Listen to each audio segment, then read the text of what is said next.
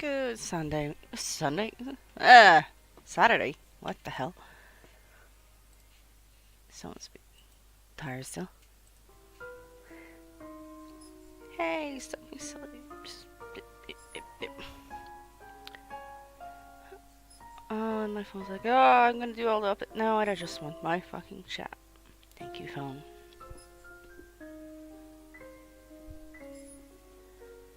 I think we are at the beginning of chapter 3.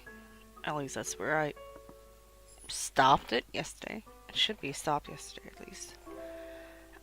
Chapter 3. Double check that we have all. They're on. They're on. Hey, Ducky. See, just making sure I didn't turn off the goddamn sound again. You know, like I did the first time. Okay, let's continue. Ooh.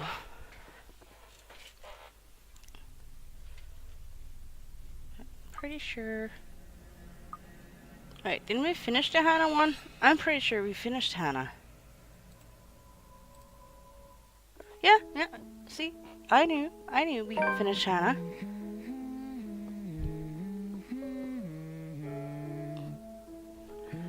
The pleasant aroma hits me long before I cross the threshold. I can use space. Faint but light and warm, a reminder of what home is. Pa's stern but commending gaze, Ma's tender smile, the sunlight filtering through the eaves in the morning, and the distant smell of cinnamon and vanilla as it drifts through the air every time something cooks from the room. The room, our room, Ma and Pa's pride and joy, and my sister and I too, eventually. But we ain't too loud there. Not yet. Not until we're taller or older. Not until we learn how to take care of ourselves and not burn our hands or reach the cupboards without having to be lifted. But a little peek wouldn't hurt, yeah? The floorboards are cold under my feet more than it usually is. The walls more forbidding than what I'm used to. Further the room goes. Ma's singing ceases, and Pa? No, please wait. I'll be good. I'll sleep on time. Don't go. That doesn't seem good. I can't hear Pa. Whoa. Not above the raucous clang and the deafening roar of gunshot, nor the screams replacing the comforting soft melodies. There is only the blinding fear. When my foot slips, the red sea that catches me is bitter and frigid, but the blood that drips in my hand is warm, warm, warm. It ain't my blood. The walls tumble and everything goes quiet. It takes a few moments for everything to fall into place, for my eyes to adjust to the relative darkness of the room. Despite the pleasant chill from the AC brings, my shirt is clinging tightly to me and my blanket a tangled mess around my throat. Morning hasn't even arrived yet. Way too early for this thing, man. And too long. Too long since the last I've woken up drenched in my own sweat, head littered with thoughts that are gone as soon as my eyes open. All too often, only imprints and brief images are left to taunt me for the rest of the day, or until my mind forgets about it. Egad, whichever comes first. Yet vivid or not, a little I can remember does not matter. Regardless, desperation sticks, clawing up, pushing, urging me to relive every moment, every sensation, and a twinkle in Ma's eye when she looks up from her work, flour dusting her nose and cheeks. The scent of freshly baked bread wafts from the oven as soon as Pa opens it, and the homely fragrance of honey fills the room. He reaches up and wipes small beads of sweat away from his forehead before gesturing for me to come closer the moment he spots me on my little hiding place behind the door. I expect him to be angry, but his pat on my back when I come within his arm's reach is encouraging enough. We'll have to taste these first before we put it for sale tomorrow. You up for it, little man? Is it good enough? A nod cuts through the air before I can answer. Sharp, heavy, demanding, familiar. So distantly familiar. Ma ushers me out of the kitchen when Pa moves to answer it. But I know. I know what waits outside. The taste of blood in my mouth sends an unpleasant churning in my gut. Ma's apron crinkles on my tight grip. Something snaps you back into place. My bed remains in disarray. The walls still need a new paint job. The wall clock ticking opposite of my bed is unsettling as ever. Ash is right. I should have already replaced that when I had the chance. You're no longer there, Zachery. Here and there are miles apart. Calm down. Breathe. The pressure of my own fingers against my temple is a welcoming sensation over the anxiety gripping me. I never really did anything to stop off the headache sure to follow after this. But it grounds me. A little reminder that I'm safe, away from the place I once called home, from Ma and Pa's. The urgency with every rep that follows finally chases away the ghost threatening to hang around. Why anyone think it's a good idea to knock at someone's door this late confuses me. Nana would have chased him away with the broom if she was here. But no matter. It's a welcoming break from the toss about to take a morbid turn if left festering. It's probably just Ash anyway, looking for a place to crash. Looking for a place to crash. Wonder of wonders why he's bothering with the courtesy when he's never did so before. Even with that hunch, though, habit compels me to check who it is first out through the peephole. Better safe than sorry, they say. Except the person that greets me on the other side ain't him. Unless his hair grew longer overnight and he started wearing a ponytail, of course. Which I highly doubt will happen anytime soon, no matter how funny that looks in my head. I wasted time opening the latches. Isabella, it's late. What's she doing here? There's something I can't quite pinpoint in her eyes when she looks up. Her face is pallid shade, shoulders tense, breath heavy, and an uncontrollable shaking in her hands as she's trying to hold back. Hide if I didn't know any better. Hey, Zach. Sorry, I know it's weird for me to show up at this hour, but you were the closest to my office, and... So she got out of there. No. It's perfectly fine. I'm not really working on anything right now. Do you want to come in? Is it all right? I know you should be sleeping at this hour, but I thought... I'm sorry, I just thought...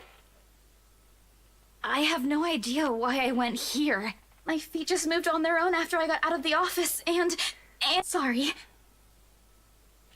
She trails off, her voice lost in the muggy night air. I wait for her to say more, but instead, her only response is downward shift of her gaze, back to her still trembling hands, as if the motion alone is enough for an explanation. A minuscule gesture. Easy to miss if one is not paying attention. But for someone who has seen the same expression on the mirror, done the same thing too many times when the night terrors are inevitable, it is not. Hey, don't worry about it. At least you not. Ash just barges in and crashes on the couch whenever he feels like it. I swear that guy is one fine hairline away from being a criminal. Besides, you already know you can count on me whenever. Without waiting for her to answer, I step away from the door and saunter over to the kitchenette. For a few good seconds, only the clinking of plates can be heard above the constant tick-tock. Late Late as it may for a snack, the familiar motion keeps me occupied, steering my mind away from the dangerous thoughts. Isabella's company is not unwelcomed either. Whatever her reason for showing up here at such an hour, doesn't matter. I'll be damned if I turn her away, frazzled as she is. The door clicks shut behind her when she finally enters, feet shuffling softly against the tiled floor. In all those years I've known her, she has never once lost her ever upbeat spirit. Yet in this particular moment, as she stands in my doorway, holding her arms close to herself, it's as if I'm looking at someone completely withdrawn from the person come to know all these years. Do you want a drink or eat anything? I haven't restocked my food stash yet, so ingredients may be a bit limited. But I'm sure I can whip something up with what I have here. Just water will do, please. Thanks, Zach. What? No additional food requests? That's new. I'll put something together for you anyway. Hey, feel free to make yourself at home. You ain't exactly a new visitor here. Although my room's not at its most presentable right now. Sorry. New freelance gigs and such. Didn't have time to fix things up here lately. It's okay. I don't mind. Which day is this supposed to be? Usually, she'd have something more to say about that. A quip, a witty remark to provoke a laughter or two. Nothing from her this time. Only a weak smile before she takes a seat on the couch, and a silence that stretches out until what we are left hanging feels disconcerting. For everything turns stifling and awkward, I continue talking, if only to keep the dead air at bay. How's one supposed to keep a conversation going when the person you're talking to is like this? Anyway, gigs. Can you believe this one client we got? Boss had all my scheduled shoots shifted after they caught wind of this couple buying a new property. Man, must be nice to have all the money in the world. The world itself moves for you, huh? She's curled up on the side of the couch and hugging her knees close. When I bring the tray carrying the sandwiches and the water she requested, she started to straighten up as I unload the content, but pauses as soon as I hold up my hand in a halting gesture. You're a guest. Didn't I say you're free to make yourself at home? Here's your water. Careful. The tremor in her hand, though lighter now, still can't subside when she reaches out for the glass. I give her a questioning look, but she's quick to avert her eyes, keeping herself occupied by taking small gulps of water. Maybe she just doesn't want me asking questions. Worrying. This sudden loss of words. This is about as quiet, not normally present in our chats. Even the creaking of the old chair when I casually take the seat is a welcome break. Although the company's familiar, this has gone way past unnerving. What happened? Overtime at work? She doesn't answer immediately. Another gulp drains her glass of its remaining content. One would think it would be enough to help her recover, yet she doesn't lose her taut grip on the glass as he cradles it in her lap. Her eyes take an unfocused gaze when she speaks again. Yeah. Boss handed me extra work today. After what happened. To Rose. No, Rose. Rose. Why do I feel like you've mentioned her before? Sorry, I'm better with remembering faces than names. She was my coworker. That will take some getting used to. I was just talking to her the other day. Was? Did she resign or something? I think I'm missing a few details here, Bella. You've never met her. I think I did mention her once or twice.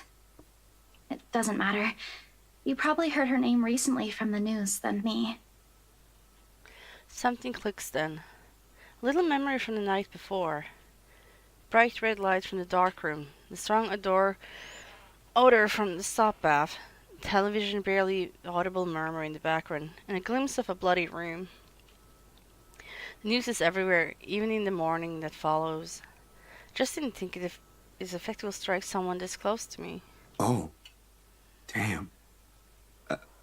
I didn't mean to bring that up. No, like I said, it'll take some getting used to, but it'll get better. I hope it will. Things might become a little busier for me, though. She left a lot of things unfinished, and I'm one of the few people in the office who knows how she works. Boss thinks the transition will be easier if I handle it. That explains it. Well, just don't forget you still need rest. Even the most hard-working people I know don't keep hours as late as this. Hell, the subway stopped running hours ago. Crime rate might be lower here than most places, but that doesn't mean you can walk around freely in the middle of the night. It's just for today. Still a good thing you dropped by here first. I'm not just about to let you walk out here alone, especially not in the middle of the night. Who knows what else could happen? I'm not saying you should go right now, but I could accompany you home if you... No! Wait, please! She doesn't want to go home. She's scared. The vehement tension in her voice makes me pause, and it is in this instant the mask she's been keeping up falls apart, if only for a short while. Right then and there, I understand what's hiding behind her unfocused stare from the moment she arrived. Fear. Pure, unadulterated fear. It's disturbing to see such marring her usual upbeat countenance. With a sigh, I cross the small distance separating us and kneel in front of her. She doesn't flinch when I do so. However, the way she appears to make herself smaller against the couch is telling enough. Bella, this ain't just about your coworker, is it? What is it really about? I'm all ears.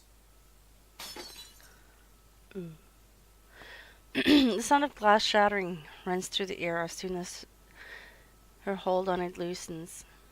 In the span of a few seconds, her breathing grows labored. I don't know. I don't know anymore. She claps her hands over her ears, pressing tightly against the sides of her head.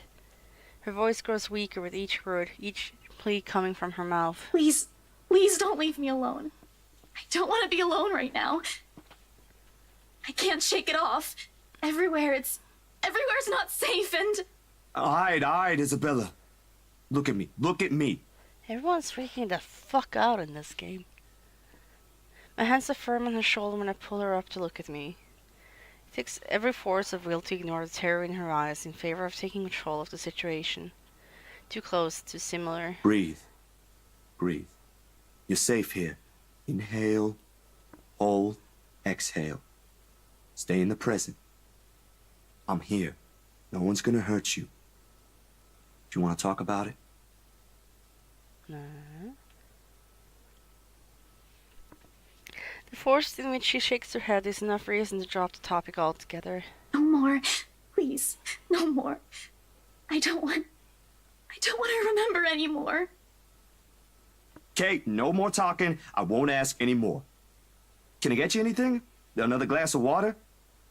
I think I have a tub of that pistachio ice cream you love so much. We're gonna have to clean this mess first. Will you be fine on your own for a little while? She nods slightly before retreating into herself again. No more words are exchanged after that. I take that as my cue to start cleaning the shards littering the floor before either of us get hurt. The quiet hum of the AC is a pleasant distraction as I go over the menial task, more so than her ragged draws of breath, or my little feeble attempts to tell a quick story or two. But a later does the trick. And soon enough, she has already drifted off by the time I return with the promised glass of water. Her chest rising and falling in a steady rhythm, the strain on her shoulders gone. Frankly, I've never seen her this still. She mumbles something I don't quite catch when I carry her to the empty bed and hugs her tightly against the mess of blankets. In spite of the fact that he appears relaxed, the small frown on her face hasn't quite disappeared. Whatever happened to her, I won't be leaving her anytime soon. But for her sake, I hope he won't stay along with her. Because no matter what promises I made, this is a kind of fear no person should shield herself from. I should know. There are still questions left to be answered. But the later hour, coupled with a sudden exhaustion, made my old couch a more comfortable bed than it typically is. Darkness immediately welcomes me as soon as my head hits my makeshift pillow. I can only wish the dreams would keep a distance for now. For both of us. I'm not sure we're going back or forward. The first few notes, well shuffled, are enough to wake me. In the end, it became one of those nights where sleep passes like a blink, and it plagues with a bog fuzzy thoughts. I lift a hand to rub away the drowsiness from my eyes, although it does little to leave the gritty and burning sensation from my eyelids. Outside, the sun has yet to peek over the horizon, but night has already given way to the cool morning light, washing everything in subtle grey hues. This hour, the entire city remains unstaring. Someone answer that phone! Ordinarily, waking up before my own alarm means buzzing the snooze button. Twice or thrice, just to catch a few precious extra minutes of sleep. But the persistent ringing makes it impossible now. This better be good. Groggily, I scramble for the bag sitting at the foot of the bed. The ringing hasn't stopped, even as I fish the phone out, and Ashland's name flashes brightly on the screen when I turn it on. Must be pretty urgent if he hasn't dropped a call yet. Took you long enough, Z-Man.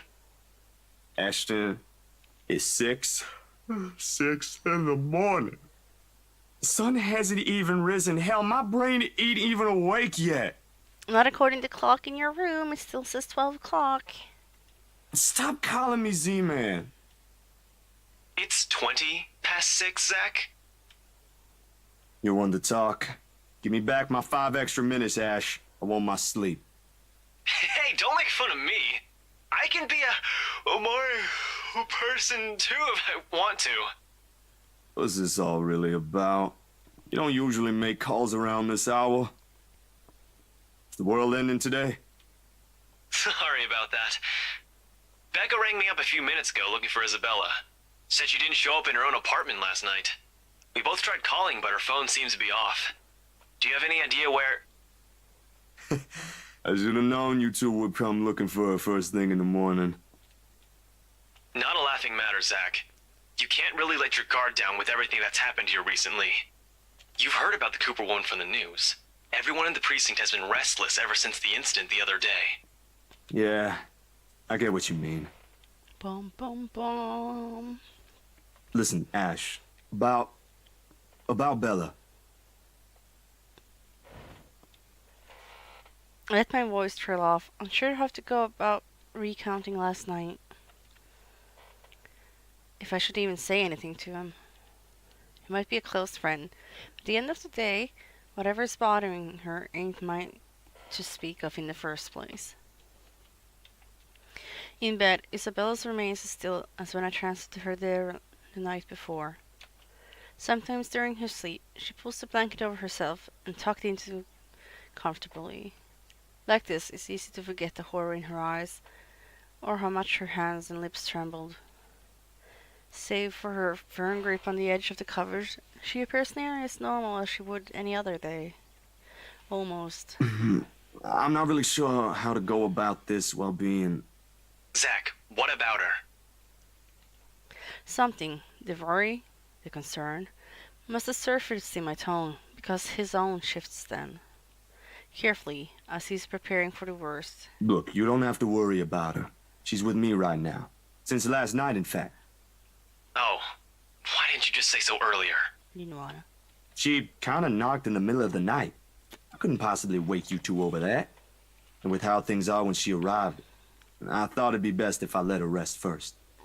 I just wasn't expecting people would be looking for her before the rooster even crows. You could have at least called her something. Becca's beside herself with worry when she found out. You know how much she frets about the smallest stuff. I know. I'm sorry. That was a lapse on my part. And I just didn't think... Okay, you know what? Rebecca's worries ain't completely baseless. Isabella hasn't been her usual self since the movie. Maybe even before that.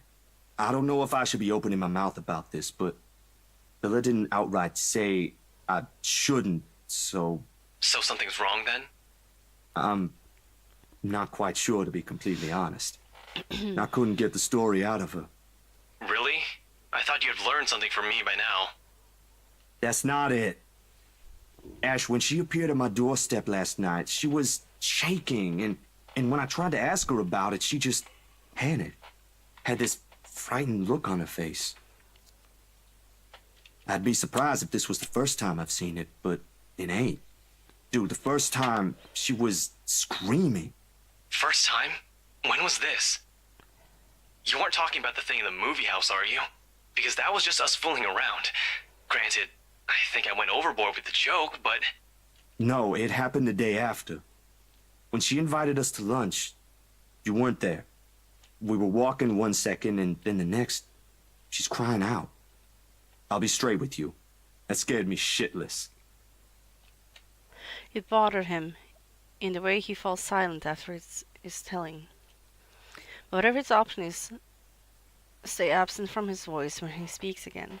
He's always been good with that, hiding what he thinks. Did she say anything else?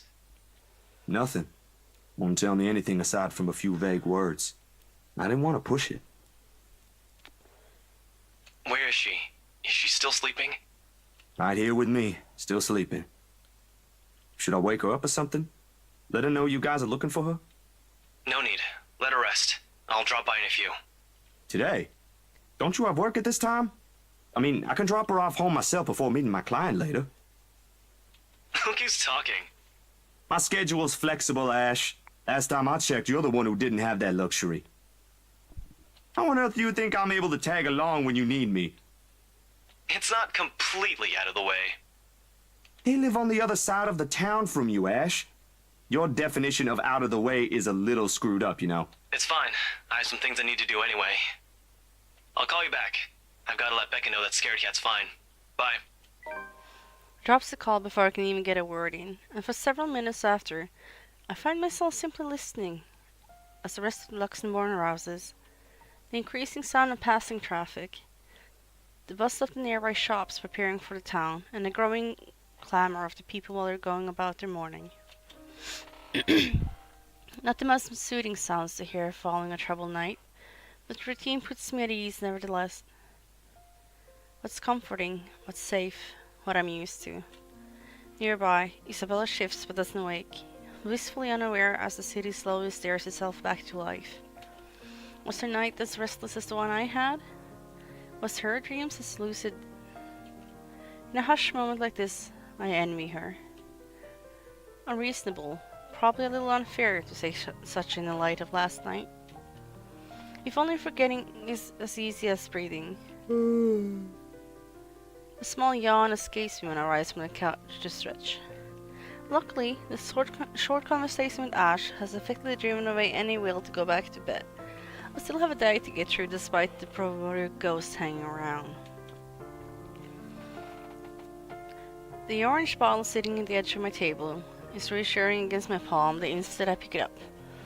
The sterile odor of the capsules, equally so. Yet the weight they carry is somewhat I've never gotten used to. Years ago, I'd spend minutes, heck even hours staring at a single pill prior to taking one in. Now it's just routine, a way to starve off the unwanted nightly visits. Although I don't think Dr. Navarro will be quite pleased if he ever finds out I'm relying on them again. I do owe him a visit regardless, especially after missing our appointment on purpose and ignoring his calls for weeks. Another sigh comes out, tired and weary, and then I pop the tablet in my mouth. Zach? What time is it? The ball on my hand hits the table with more force than necessary. As much as I trust my friends, there are some things I'd rather keep to myself. Morning, Bella. Did you sleep well? She answered the question with a long, drawn-out yawn. One remnants of a child. A chuckle managed to come out of my mouth at the sight. In this manner, it's easy to mistake her for someone too young for her responsibilities. Inexperienced and immature even. Easy to forget that she would trust into the role of an adult earlier than her own dreams can afford. To overlook how surprisingly observant she can be at times. Maybe not the same level Ash exercises for hidden investigations, or Becca needs for her own work. but it's certainly enough to definitely put what she sees around her on a canvas. And in the way her eyes flickers to the table, and my hand says something, it's that I won't be able to avoid the questions this time. Only a little. I don't remember how I ended up on the bed, though. My doing. You didn't look very comfortable sleeping on the couch, all hunched up like that. It would have been enough for something temporary. Sorry I stole your bed. Hey, it doesn't matter. Besides, what kind of gentleman would I be if I leave a lady sleeping in such uncomfortable conditions? Not in this house. My nana will give me a tough scolding if I ever did that, I'm telling you. Thanks a lot, Zach. I know I barged in at a very inconvenient time last night. I wasn't really thinking when I did, and... Hey, it's cool, Bella. I ain't mad at you. That's what friends do. You guys are welcome here anytime. Although Ashton abuses the anytime part a lot, I don't really mind. We might have less wiggle room if all four of us are present, considering the size of this place. But as long as no one makes anything explode, it's totally fine. Fine or not, I still owe you one for last night's trouble, especially since you don't seem to be... A concerned expression passes over her features as she spares not the cursory glance over the table, back to the bottle, holding every few piece of what keeps the bad memories at bay. Blood blooming over Papa's heart, the horrified look on Ma's face as she watches him fall lifeless to the ground, and every ounce of spite seeping from the stranger's smile. You don't belong here. You monkeys don't belong here. It never stopped, does it? Well, you don't seem to be feeling well. Let me know, okay? I'll make it up to you somehow. I bet. She makes a slight gesture with her head towards the bottle, asking a question without really asking. Subtlety has never been one of her greatest assets, but right now, even Ash would have been a little amazed, if not at a loss of words of that. She left it up to me whenever I will give her a response she wants to hear or not. A little clever coming from her if anyone would ask me. Oh no. But it's never easy, ain't it? Talking about my own problems, that is. It would never be, not by a long shot. Not when I let it stay this way for so long. I realized that long ago, when the wounds are still fresh and dreams are of nightly concern. You can force yourself to get better or move on to better things. This was normal now, and I can only cope. The question in her eyes being not maybe unwarranted, born simply out of curiosity and sincere concern for a friend. I don't owe her an explanation, in fact. But of all the people I keep close in my life, she's probably one of the very few who perhaps can trust with this. Maybe she won't understand entirely. I can never hope she will. No, never to the full extent. That alone is expecting too much of her, and giving too much of what I can. However, for all her shortcomings, I know she'll hear me out.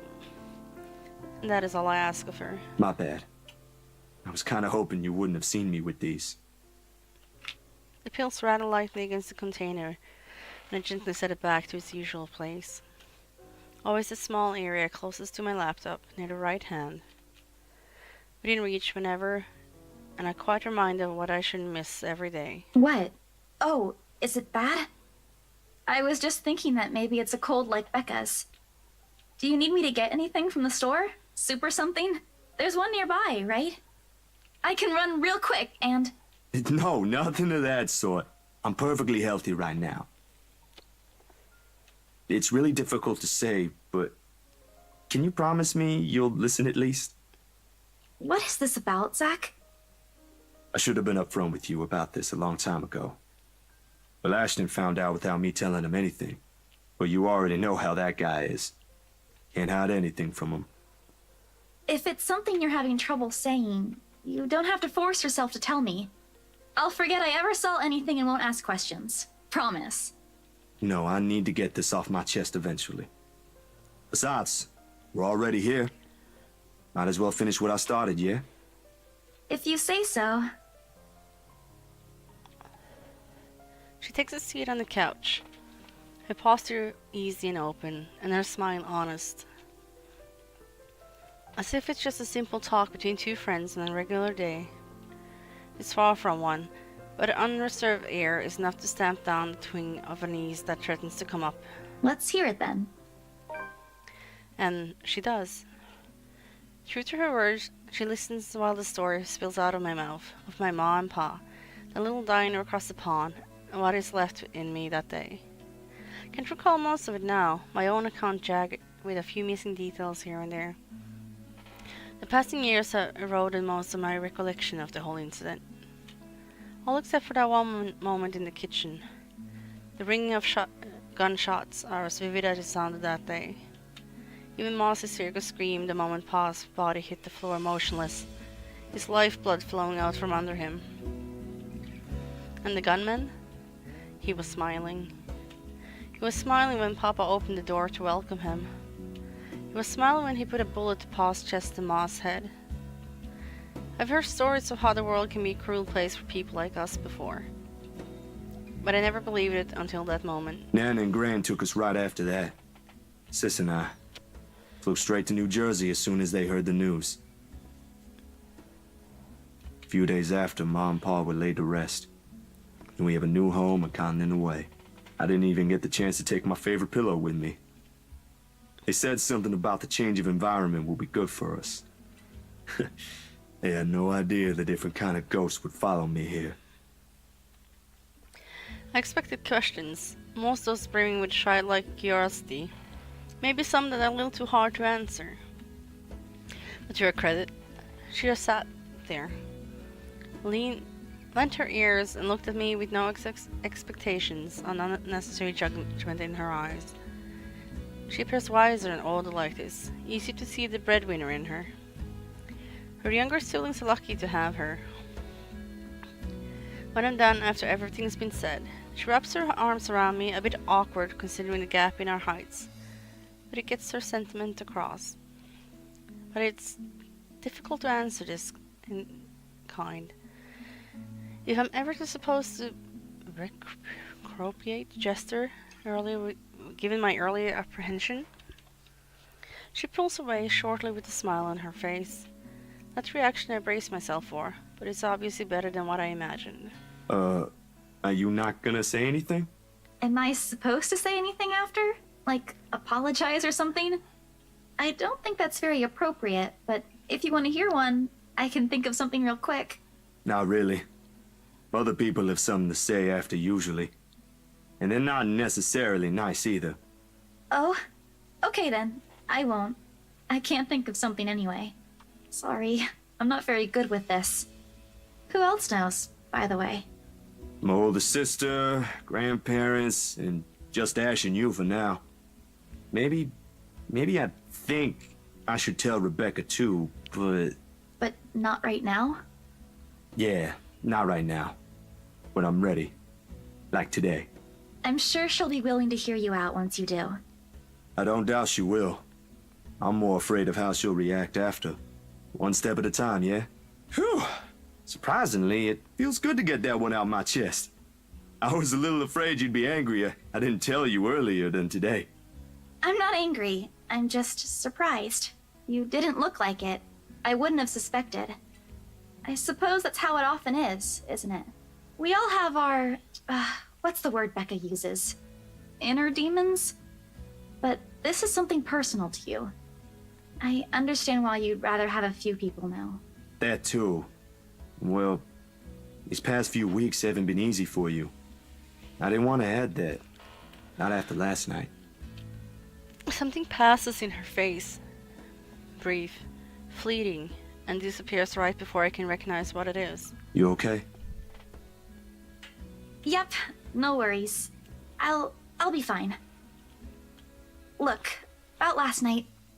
Never mind. This isn't a good time. But don't lose sleep over this, alright? What's important is you got what you want to say out. And if you need me, I'll be here. I should be relieved. Her words are more than reassuring to my ears. There should be some comfort in hearing those alone, in knowing I have another person to rely on if things ever go bad.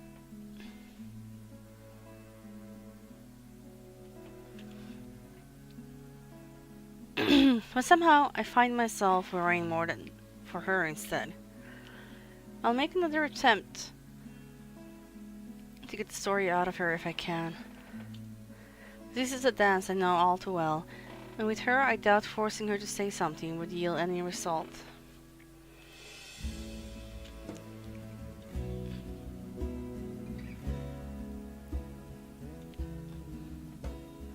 As much as I want to imitate Ash, there's only so much I can ask that won't result in something a little over disastrous. At best, she will stop talking to me until a week passes. At worst, I'd rather not risk it. I'd never seen her angry. Outright annoyed, maybe, and often directed at Ash, but never furious. What did they say again about happiest people when angered? Besides, it'd be unfair to her after our little chat. So, food then?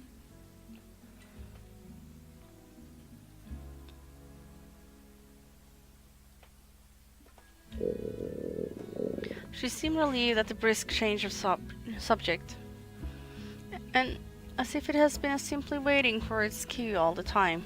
Her stomach rumbles at the mention of food. Hey, she's like me. Rather loudly, as a matter of fact. Alrighty, Missy. We're going to get some chow now. Better be quick, though. Can't have your stomach starting a revolution on us here. Don't make fun of me. I'm not that hungry. Maybe a little. I didn't think I'd end up skipping dinner last night. And now we have one starved stomach protesting. Sorry, it'll be nothing fancy, since I'm a little low on stocks. I should probably drop by the grocery store after the meeting this afternoon. I can make a quick run for you if you want. Nah, I've got enough to put together something nice here. Maybe. I could always improvise if we're missing an ingredient or two. It ain't like we're going for a Michelin 3-star status here. Also, didn't I say you're a guest? Is this a Filipino thing? Or just Rebecca rubbing off on you? The soft laughter that comes from her doesn't quite reach her eyes. Neither. The answer is neither. Because if she stays idle, she'll remember. On second thought, I might need a little help slicing up the potatoes while I prep the ham. You up for that? What? Do you think instant noodles are all I'm about? Yeah, I kinda do. I'll have you know, I can cook a mean paella with my eyes closed. All my siblings love it. Sure you can. Come on. I think I know what we'll do with those spare ingredients. Despite the massive effort to keep the mood light with small chatter, cooking ends up being a most quiet affair. Between us, the constant clapping of the knives against the board and the muffled noise from the television I left running, words have become surprisingly difficult to string together. That's entirely unusual. We've had a moment like this before. Definitely unnerving with how things are. I really wish someone else would come knocking on the door. As pleasant as this is, breaking the ice or keeping the conversation going has never been my forte. It had always been Isabella's or Rebecca's department. Sometimes Ash's, although most coming from him border on awkward or embarrassing. Speaking of the guy, he never did call back, and I'm willing to bet my entire year's salary that he fell right back to sleep after the call. Sorry, Bella. Could you... Yep, I got it. The potatoes are almost ready, by the way. I turned down the heat just in case. You might want to check on them, though. Hold on, I'll be right there. Sheesh, wait up. If you keep rapping at the door like that, you'll break it down. Ash. Oh, good. You're awake. Ash has already welcomed himself in when I take my eyes away from the oven. He's never really been keen with notion of courtesies after he's warmed up with you. This guy. All 13 of my locks he's broken can attest to that. He's a good fellow, though. Maybe a tad bit standoffish at first glance, but he's trustworthy. Don't you have work today? I could ask the same of you. Hey, Izzy, man. You're late. Something came up? You need to drop the Z-Man. It's getting old. Sorry, I got caught up with something at the precinct on the way here. Had to attend to that first before things got out of hand. I'd tell you about it, but you know how it can be with those kinds of things. Later, maybe. And you're here because... What? I'm not allowed to say hello? I doubt you're here because of that. And you're not answering my question. Ah, my bad. Forgot to mention that. He called earlier looking for you. Rebecca's worried because you didn't come home last night. You could have called my cell instead. You weren't picking up. Anyway, I'd really hate to cut this little get-together short, but I need to be somewhere else. Come on, Isabella, let's get you home. I'll drop you off on the way. Wait, we're going now? He lightly claps a hand on her arm and begins ushering her out of the apartment, throwing a casual wave at me as they pass. Isabella, on the other hand, doesn't appear too fond of the idea. Sure enough, before they can even cross the threshold, she puts a firm foot down, the force alone to halt them both and catch the tall man off guard. It would have made a funny picture. The way Ash almost crashes into her and Isabella giving him an impudent pout on her shoulders. Surprise and confusion are in his face all at once. Two things that rarely ever grace it, if he can help it. A rare moment, even for a small group. If only I had my camera with me. Dang. What is it? Zach cooked something. If it's just food, I'll get you something on the way back. But the food! It's Zach's cooking. Real delicious food that actually tastes like food. At least stay and have a bite, please. Zach, help me here. These two, whenever they're in the same room, sometimes feel like hurting a group of unruly kids instead of talking to two matured adults. One moment they're engaged in pleasant chit-chat, and the next they're bickering over minor issues. Frankly, if I didn't know any better, and I have an overactive imagination, I'd say there's something going on. Never mind how utterly impossible that idea is. It might just be me reading too much into things like always. I can already hear Ash laughter even as much as suggested such. Oh, sorry. I don't know about you two, but I think you guys should really stay. I've already made enough food for all of us, and it'd be a waste. Why, I cooked up that special honey glazed ham you two keep on yapping about. Got some scalloped potatoes with onions and cheddar to go with it, too. The oven timer dings. I shoot the two of an apology look by sauntering over to the kitchen, mittens in hand. The sweet smell of the glaze and the salty tang of the melted cheese wafts through the air as soon as I open the door. Take out two trays inside.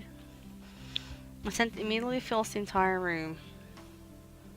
Even with the door and the window open, the mouth-watering aroma lingers. It's appealing enough that when I put the dishes down on the counter, another starved stomach protests loudly, followed by a burst of laughter. My head snaps at the two of them, and I can't keep back the smile at the sight they're making. Isabella is clinging to the door frame for support, double door with a breathless laughter. Ash is more composed of the two, trying to look unconcerned, but a flush has crept up his neck and cheeks. It is clear whose stomach that came from, and Isabella's not going to let him live this down. You're in no place to reject an offer of free food, Frey. I wasn't rejecting anything. Damn it, I just missed a meal, that's all. Aw, he's flustered. Shut it! Those guys at the precinct said it was urgent. Somebody has to be responsible for it. Well, aren't you precious? Right. You know, if you keep laughing like that, you'll burst. I'm sure it won't be as bad as your stomach suddenly rumbling like a starved. Aye, kiddos, play nice. Food's gonna get cold if we keep this up. Ash, you gonna stay? Might as well, since Scaredy Cat's so hell-bent on staying. Yum yum yum. We eventually settle down after the food has been served. The jeep is replaced by another round of friendly chatter, mostly about what's on the news the night before.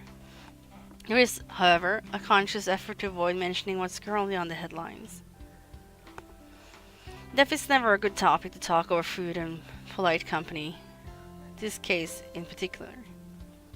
The wounds are too fresh, too soon. I'm likely to avoid it as well if I were in her position, and someone I personally knew passed away in a gruesome manner like that. Though perhaps the closest we got to reaching the topic is when the infamous mansion is brought up again. But even then, we're careful, Ash and I. You keep the conversation light and avoid bringing up her late business partner. It's the least you could do. The Wrights? Yeah, they're planning to move in soon. In fact, they already have a housewarming party planned. It's why they wanted us to rush the papers. They wanted to send the invitations out as soon as possible. Oh, now I get it. Get what? Remember what I told you last night about the new clients? Vaguely? Sorry, I was a little out of it yesterday. Was it the photo shoot? Yep, it's actually for the one you sold. Ermin. Something. My Gert. When you put it that way, I suppose it makes sense why my boss wants me to prioritize the couple. They can have those documents rushed at just a snap of their fingers. Then they're more influential than I initially thought. Man, I guess my boss is expecting a lot more from this project than I expected. Hope I can live up to it. Your photographs are more than good enough, Zach. You'd probably win an international award if you let yourself. Ma'am Hana's easy to please, too. As long as you're good at following instructions. Easier said than done. Different clients have different tastes, after all. Still, a week? I don't think that's possible. Now that you mentioned it, yeah. They wanted everything finished at the earliest. To be honest, it's not unheard of, but... But it's still weird.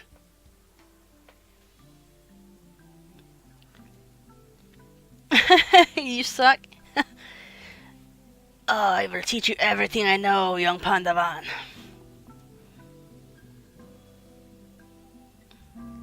How was the blind mode, though?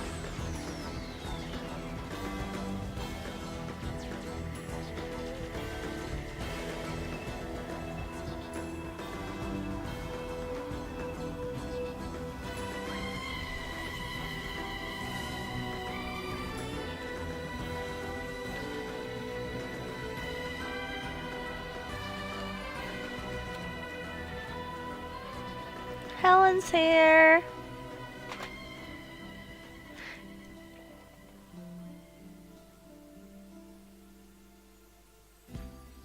Really? Still weird, yeah? Did none of the modes work for you then? I think you can personalize what kind of colors there is, though. I rolled over my goddamn headset. Eh. Oh, that's lame. Wait, no.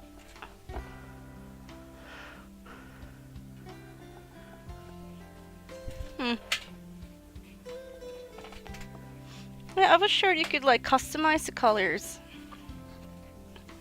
Like which ones you could see and which you couldn't, well, which one you could see. A slip of the tongue. Still barely noticeable to someone who's already familiar with Ash's way.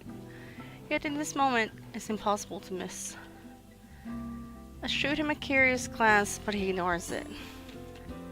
Rather pointless. I can't exactly say it's like that, where I'm just the middleman after all. As much as I want to comment on it, I only know what's on the surface, not the in and outs.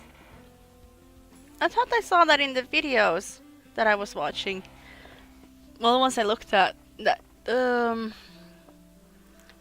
it had like says enemies and friendlies and stuff like that. I thought you could change them. It's just that BRC and my boss are more hands-on with the legal stuff this time, despite having a separate department dedicated to it. That's lame.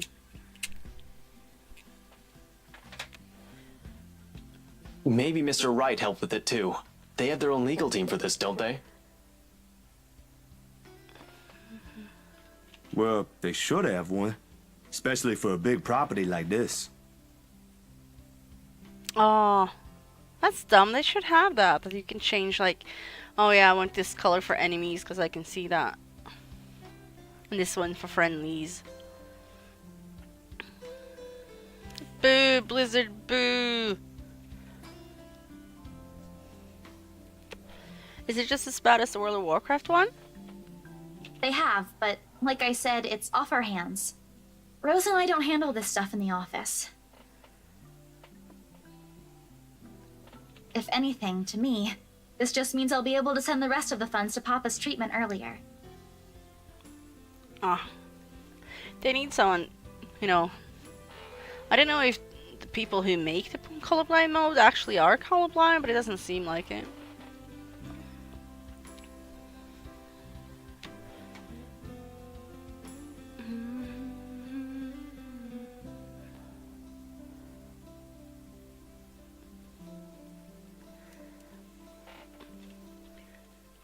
I guess that makes a whole lot of sense. Officially off our instant noodle diet, aren't we? Boo, Blizzard, boo. Ash, has anyone ever told you that you have an uncanny way of ruining the mood? What? I was just saying. A few more months of stuffing your face with those, and I'm sure you'll start to look like a noodle cup. That's a pretty picture. At least I don't live off convenience store food. Or make poor, unassuming pressure cookers explode. What? How did you... Oh, come on, Zach. Sorry, it just came up while we were cooking earlier. I'm impressed, Ashton Frey. You even made it to the news. A one-time thing. And it wasn't as big as you seem to be imagining. Oh, sure. Let's all pretend that one time you almost set my apartment on fire didn't happen too. Hey, that was an accident. You were making a salad, Ash. Sounds like me cooking.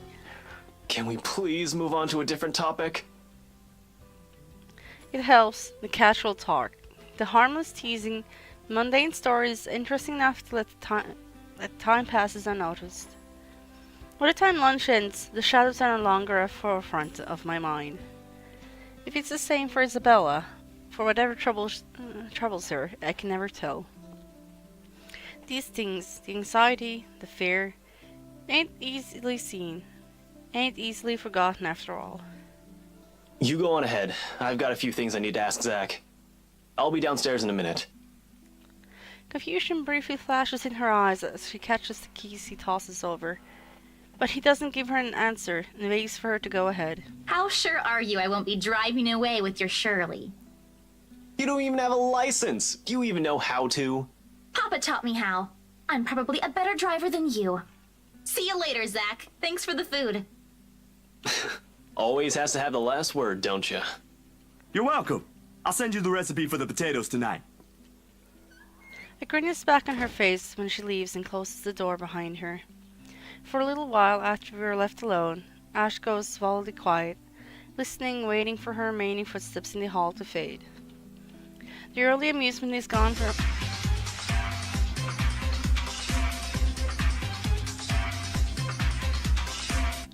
Thank you so much for the follow, much appreciated. Welcome to the stream. The earlier amusement is gone from his face, replaced with what I can only describe as reputation. I know that look all too well. And he's like this. He's expecting shit about to go down at some point soon. That wasn't very nice, Ash. What was there with Isabella earlier? You're usually subtler with your questions. They hired you. Hired me who? Don't change the subject yet. What's really going on here? The Wrights. Luke and Hannah Wright. You said your next gig is with them. Is that what this is all about? Just be careful around them. You have no idea what you're dealing with when it comes to that couple. I'd rather you stay as far away from them as possible, but you're already here. Isabella's their real estate agent. Seriously, of all the people in Luxburn. Okay. I guess I'll just have to take your word for it. Essentially just to annoy you. And that's our doc. He nods, claps a comforting hand on my back, and turns to leave without another word.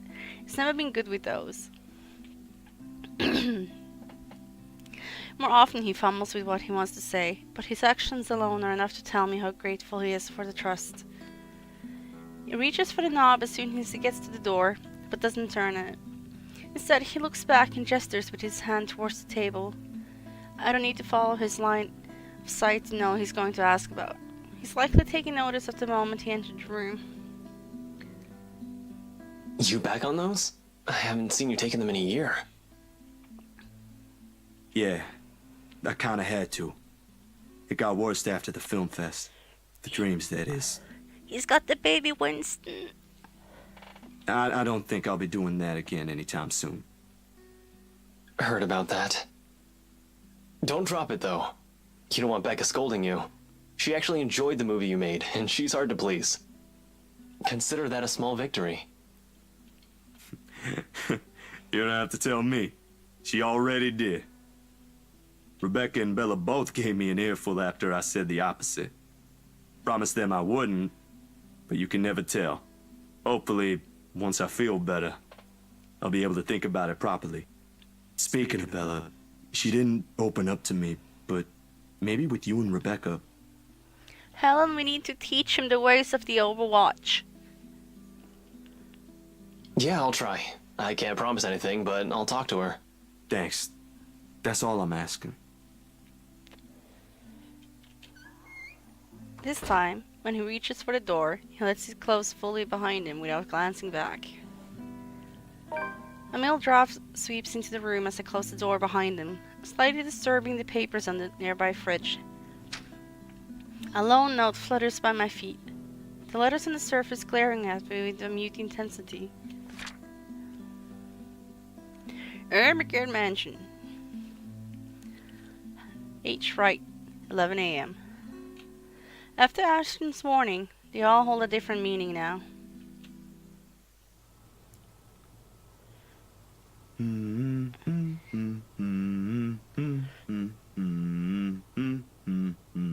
next 2 days rushes by in a blur altogether. Shut up, Zach. I'm reading.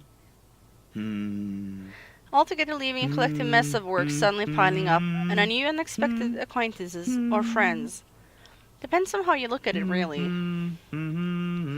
Either way, I'm stuck developing these photos at 3 in the morning to reach deadline set by the overeager art director. Don't get me wrong. Julius is good, has a vision, and knows what he wants, but damn, he can be too enthusiastic sometimes. Doesn't matter when you couldn't sleep anyway. There's nothing new in it, of course. After years of working as a freelance photographer, it's simply something I have grown used to. Get to know people, build a client base, do good work, and cash in some late hours if need to be. Rinse and repeat. It certainly takes a while to get some footing in the field, but it's kind of thing that pays off in the long run, as long as you keep at it. Given enough time, you might end up with the big names on your client list. Names like the Wrights in particular. I never did pay much attention to them, but it's virtually impossible not to hear about them when a local news channel or paper has something to say on their name. Party here, accusation there, sometimes in a new business venture, other times in the everyday gossip that typically follows popular people like them. Not in a million years did I ever imagine I would end up working for such a high-profile couple. Between that and the fuss that comes with it, it leaves me no time to ponder on whatever happened to Isabella, or why Ash is so adamant we keep away from the pair. They do seem like the good folk, though, despite the whole fame thing. Sure, there was rumors going around years ago about him being involved in some business scandal. But just like every gossip blown out of proportion by the media, nothing came of it, and eventually it simply died down. Much is definitely left to be said for the husband, but I doubt a woman like Miss Wright would pick him up if he doesn't have any good points at all. Mrs. Wright, Hannah herself, though. She ain't particularly bad the way the press makes her out to be. A bit forward for a married woman, maybe, but not as bad as what's on the tabloids. Not that I ever read those. Ashton would give me a flack for just staring at one. Rubbish, he called them once. I think it's just pissed because they often put the local police in a bad light. Although with a life as public as the rights, no wonder it's the woman that often gets the crappy end of the stick. I can't help but feel sorry for her. She's a real nice person when given the chance. Heck, she might even ended up friends with Rebecca and Isabella too, if they weren't living in worlds apart. Properly. The beep quickly pulls me back before my thoughts travel any further. In one particular motion, I carefully place the wet print I'm holding on a dry rack, and amber over my makeshift darkroom to get the last photos from the water bath. Inside the converted broom closet, the film process lets out another soft crack before going on in standby mode. At its mouth, a lone photograph sits on the tray, very visible with the lack of light. It's the last one tonight for the set Mrs. Wright requested. I don't usually make this a habit, giving away stuff that is. It's bad for business, no matter how well-intentioned or generous you are. This exception, however, she was nice enough to ask after all, and was a good companion up until the awkward turn of our little chat was taken. Even if she didn't ask, I would have probably given her a few prints just for the hell of it. Miss Wright isn't just a bad subject matter to begin with. And maybe this is just me. For someone who has everything at the palm of her hands, all the money in the world, a loving husband and a plenty big mansion to call home, she's lonely. She doesn't appear like it. It shows in the tone of her voice, how she moves, and most certainly in her smile. Always hidden behind the glamour of the world to never see. Sometimes people like her, small things like these help. A little reminder that the world can be kind too. Water drips from the paper as I blindly pick it up and gently lay it in another tray, holding a decent amount of photo flow. A few seconds until the solution is all it needs before it's ready for drying. No good rushing this last one, even if my body's already screaming for some decent snooze. My hands fumble for the light switch, moving towards it with familiarity, while I fish for a squeaky amongst the mess of tools on the drawer with the other. The bulb flickers twice before it glows, settles, and casts a soft light in the tiny space. When I glance back, squeaky in hand, ready to finish the process and finally call it a night. What on earth? Her head is gone. Blurred and distorted beyond recognition, rather. The area completely smudged over, leaving no trace of the same sweet smile the good woman carried in all of the previous prints. Damn, that was too careless. A common mistake to make, of course, if one is neglecting enough to pick a newly processed photo in the dark like I apparently did. It has happened before. Loads of times, actually. But I still can't help but feel a small pang of frustration over one mistake a newbie would likely to make. With a sigh, I reach for the switch again, intending to develop a new one from scratch. It could pass off for one of those supernatural pictures they show on TV, though. A memory clicks, one curiosity thought in the sea of many, and a short yet distant sound from the day before. A glimpse is all I got, but it is enough to burn the image in my mind. There was a shadow. No. A woman. In her 20s or early 30s, maybe. But with how far gone her flesh alone has become, it's not possible to tell at first glance. The skin itself has already taken a sickly pale color, rotten in most parts, blood dripping for every open gash and lesion from her body. Bony hands grips Miss Wright's neck like a noose, straining the skin underneath with a vibrant shade of scarlet. Nothing but malice fills the gleam in her eyes. Zachery? Not for me, but for Miss Wright. Zach, is something the matter? Oh no, there's nothing wrong. I just remembered something, that's all. Let's get back to the pictures. Can you move a bit more to the left, yeah? The memory alone is enough to make me retch. I brushed it off then. A trick of the eye, I told myself, or product of the heat. The weather has been unexpectedly warm recently, so it shouldn't have been too surprising for such things to happen. And well, blaming this one on usual fatigue, an overworked brain, the weather, or an amateur error on my part is far more convenient. It makes a whole lot of sense than what the small voice inside my head whispers. The same tiny voice that only makes itself known when there's something afoul. The same one that lent a curious ear to Isabella's worries about the mansion. And with each second I spent staring at the photograph, the murmurs in my head only grows louder against my ear. I will show it to Hannah. I don't have an explanation for what I saw yesterday. Yet. But hadn't you been there, seen something enough to raise the hairs on the back of your neck, or leave you wanting to flee or hide? Finding a more solid proof than a person's smudged up face on a photo is the least of my concerns. Ash will undoubtedly give me flack for saying that, or even considering Isabella's words, or her silly tales from the place. The guy is skeptic through and through. It'll take more than my account for him to even give this a single thought. However, more than his option, it's Mrs. Wright's I'm concerned about. Surely she must have felt something if those TV shows on TV are to be believed. A touch of coldness in her neck, or maybe the feeling of being watched. That's what often happens, isn't it? Outside, the sun has yet to rise. I still got a few hours before dawn. Good enough to mull about how I'm going to warn her. Plenty of space to check if I'll get the same result if I read the process again. The film processor hums back to life with my touch. The light switches, gives out a soft click, and darkness embraces the small closet again. Somehow those urban legends don't sound so silly now. In hindsight, this is a dumb idea.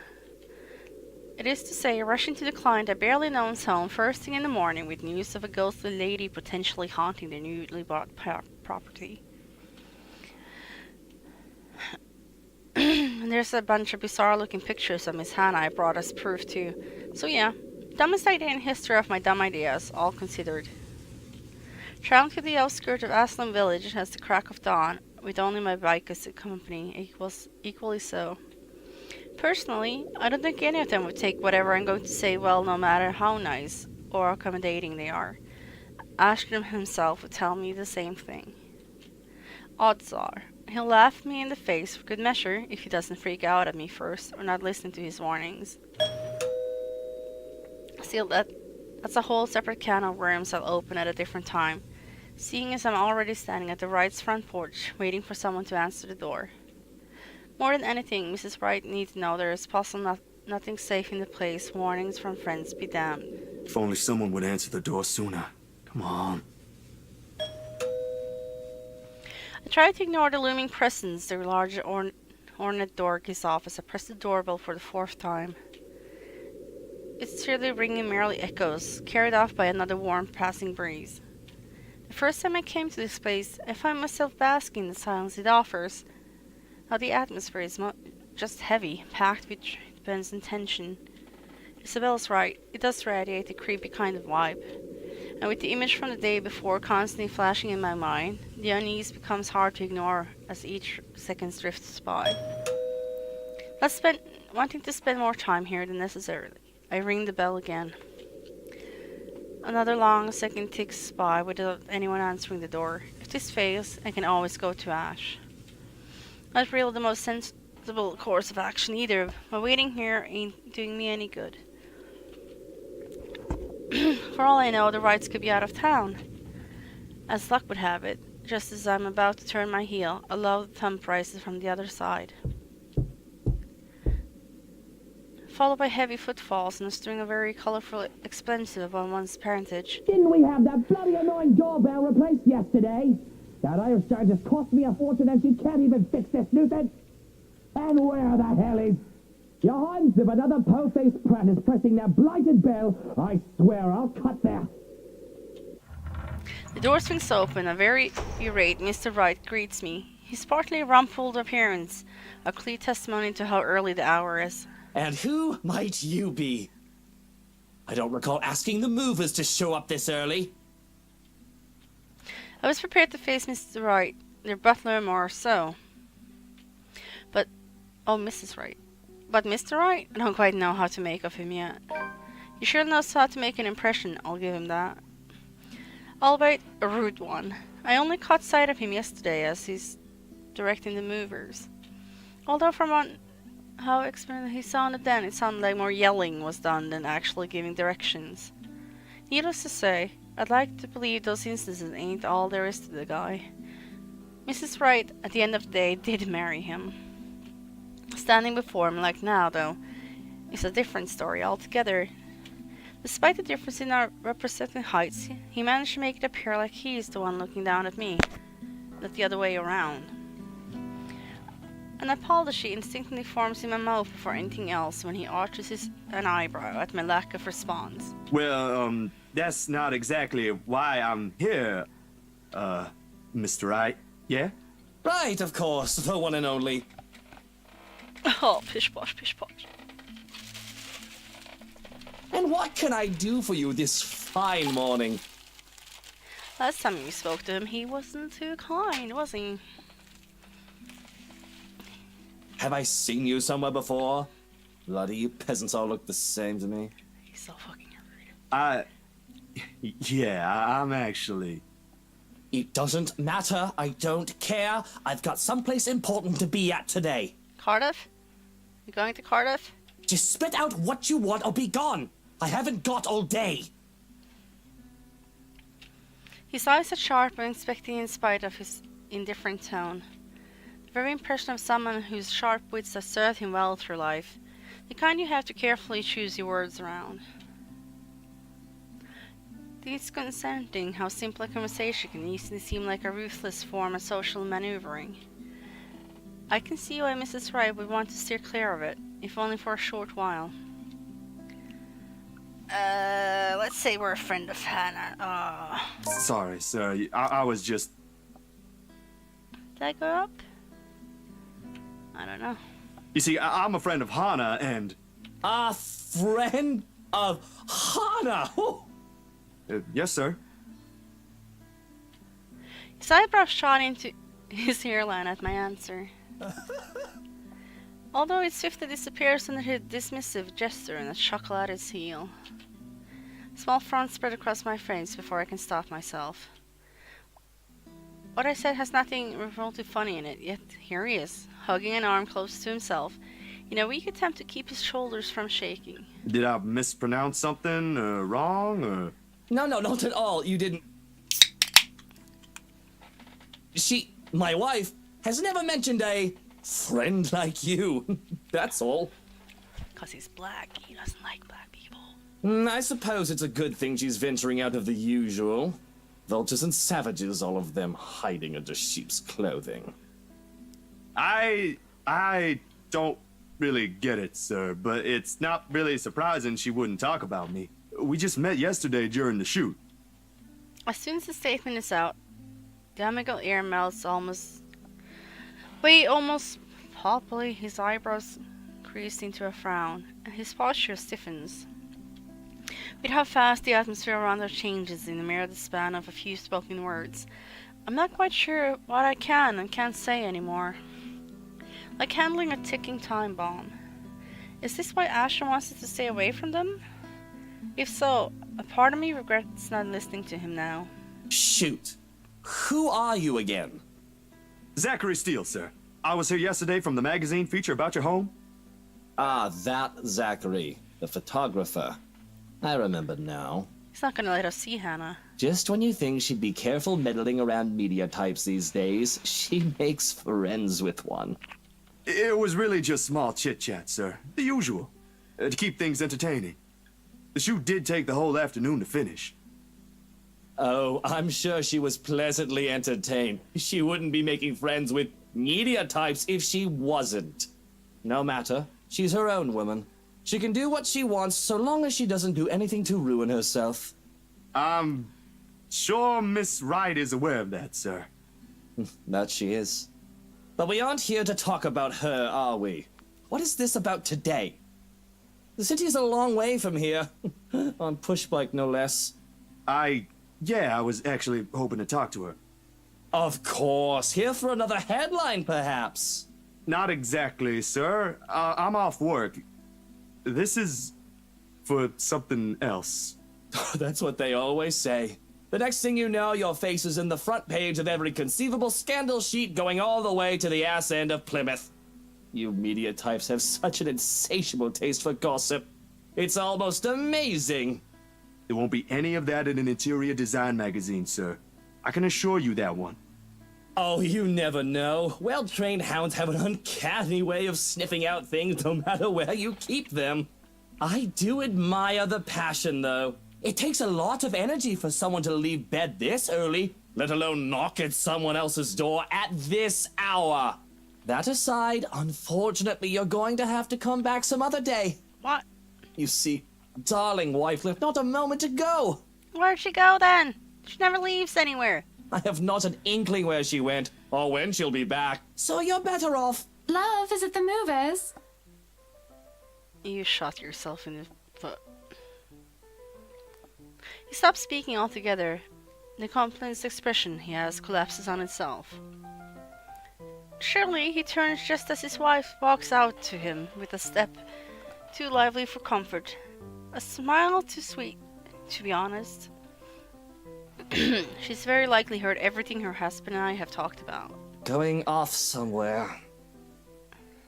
I've got the few things I want them to transfer already. Marianne made this splendid arrangement for the music room and... Love, are you listening? I thought you already left, Buttercup. She musters a frown, a pout more like. The mischievous gleam in her eyes when she glances at me says all there is I need to know. Would have laughed at her antics if it wouldn't have offended the other man. But as it is, it's better to let his wife have her fun without any reaction from me. I'm treading on dangerous ground with him already. Well, I most certainly have not left yet.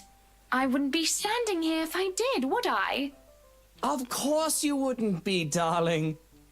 But don't you need to be somewhere else today? Something with Marianne? Shopping, girl, things? Oh, I'll be leaving in a few. Unless you want to join us. Oh, no, thanks, darling. I'm afraid my liver is killing me today. I thought as much. You needn't have to worry. I'll be gone in a few. It's just that I heard we have a visitor. What kind of person would I be if I didn't greet him before leaving? A very gracious one, I'm sure. Zachery, right? Zach? It's a pleasure to see you again. Oh, pish posh, pish posh. Likewise, ma'am. I was actually looking for you. Is that so? What for? A huge display of unprofessionalism is what it's for. Shush, darling. Let the man speak. I'm sure it isn't anything like that if he has to come all the way here, yes? It's about yesterday. The photos you asked, I mean. The copies are ready, but... My hand still as I'm about to fish the prints out of my pocket. A short second passes, that which strikes me how I didn't think this through at all. How I'll go about telling her regarding the strange photos, or revealing this to her in the presence of another person. Her husband gazes over us like a hawk doesn't provide any sort of comfort either. And just like that, all the words I've been practicing to say on the way here inevitably fall stiffly out of my mouth. Miss Wright must have noticed my hesitance, because shortly she gives her husband's arm a gentle squeeze, a tender smile gracing her face. Unlike the first, this one is meant to be appeased. Love, I think Hansi might need some of your input for the final guest list. Could you check on him, please? Bollocks! Why in all Luxborn do I have to be there? Doing tedious jobs of what he's being paid for? Because if we end up with people whose faces you do not want to show up in our housewarming party, we won't be hearing the end of it. Unless a heavy dose of liquor's involved. You know what the doctor said about that. Please do poor Hansi and your liver a favor, He can handle that on his own, Buttercup. And my liver is doing just fine. I'm sure it is. But I don't know, love. I think I caught a glimpse of the name Mitch Lakes, was it? I think it was Mitch Lakes on it when I checked with Hansi earlier. You should see for yourself. It was quite a list. Who put that blighted twat in there? And that's why I'm asking you to look over it before I do so tonight. Very well. But even with that promise, he doesn't appear ready to leave. Short of passing through their door, he steps in and glances back at me, without bothering to hide the distrust in his eyes. Luke, dear, I'll be fine. Go back to your butler. I'm not some pregnant wife you have to worry about. Fine. I have to go to that little ankle-biter's career day later anyway. I don't see why I have to go there. Kylie's your goddaughter. And yet, she has you around her little fingers, darling. That's basically the same thing. If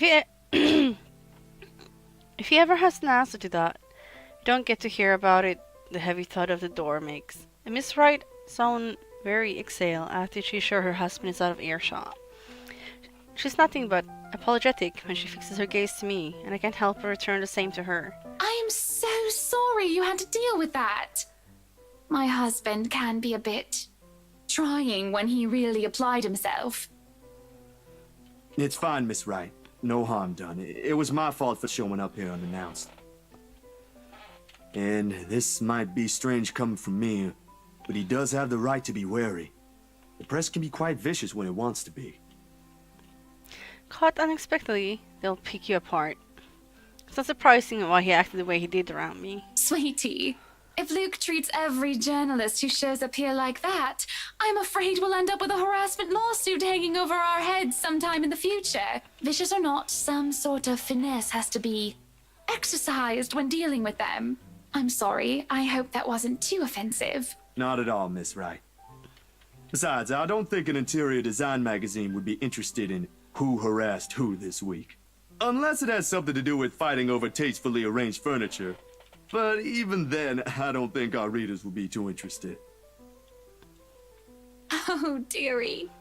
You've got a lot to learn. You really have no idea how a single tassel can ignite a spark in a crowd.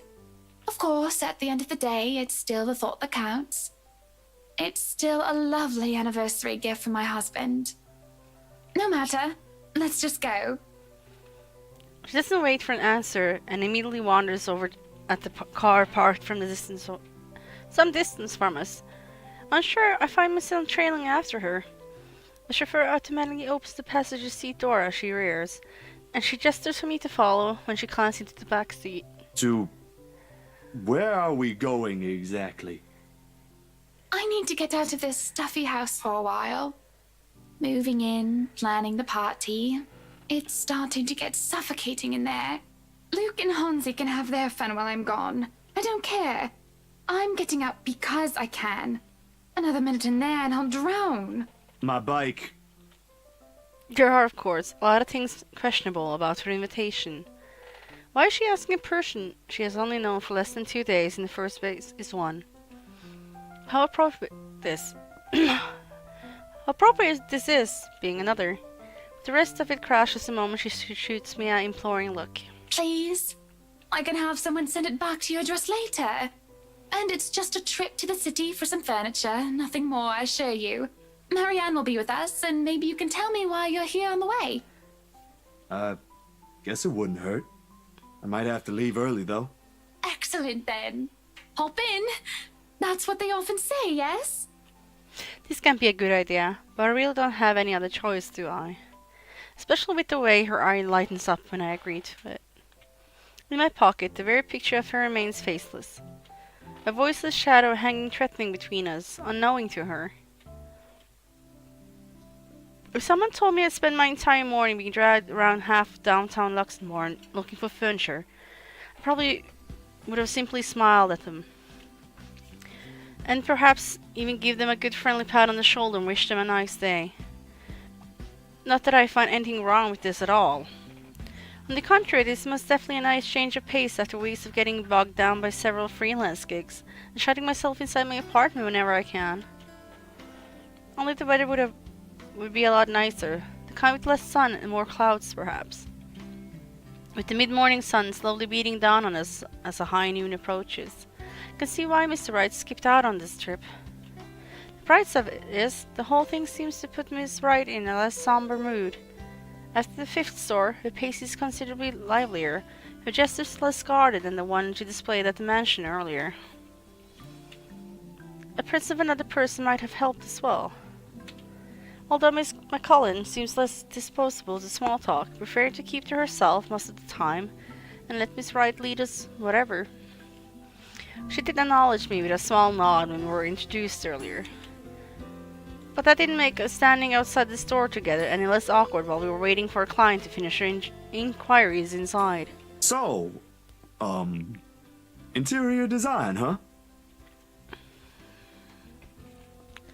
She cast me a sidelong glance before returning to her notes again. Her pen scratched faintly against the paper in a quick, successive strokes. Ah, there goes that. I did say I'm not very good at starting or keeping conversation going, didn't I? She doesn't look back again. I take that as my cue to stop any attempt to strike in dialogue with her and keep myself occupied with some other things. Except what we have here is just Luxembourg and its busy streets, people going about their days like normal, cars moving in and out of sight, heading to who knows where. Nothing remarkable, really. The ease with which a person can fade in the background here is reflective of the kind of city Luxembourg is always be, but the humdrum is one thing I learned to live with. Needless to say, it doesn't usually stay that way. There were times when it would come alive, making itself known, or assert itself back to the world.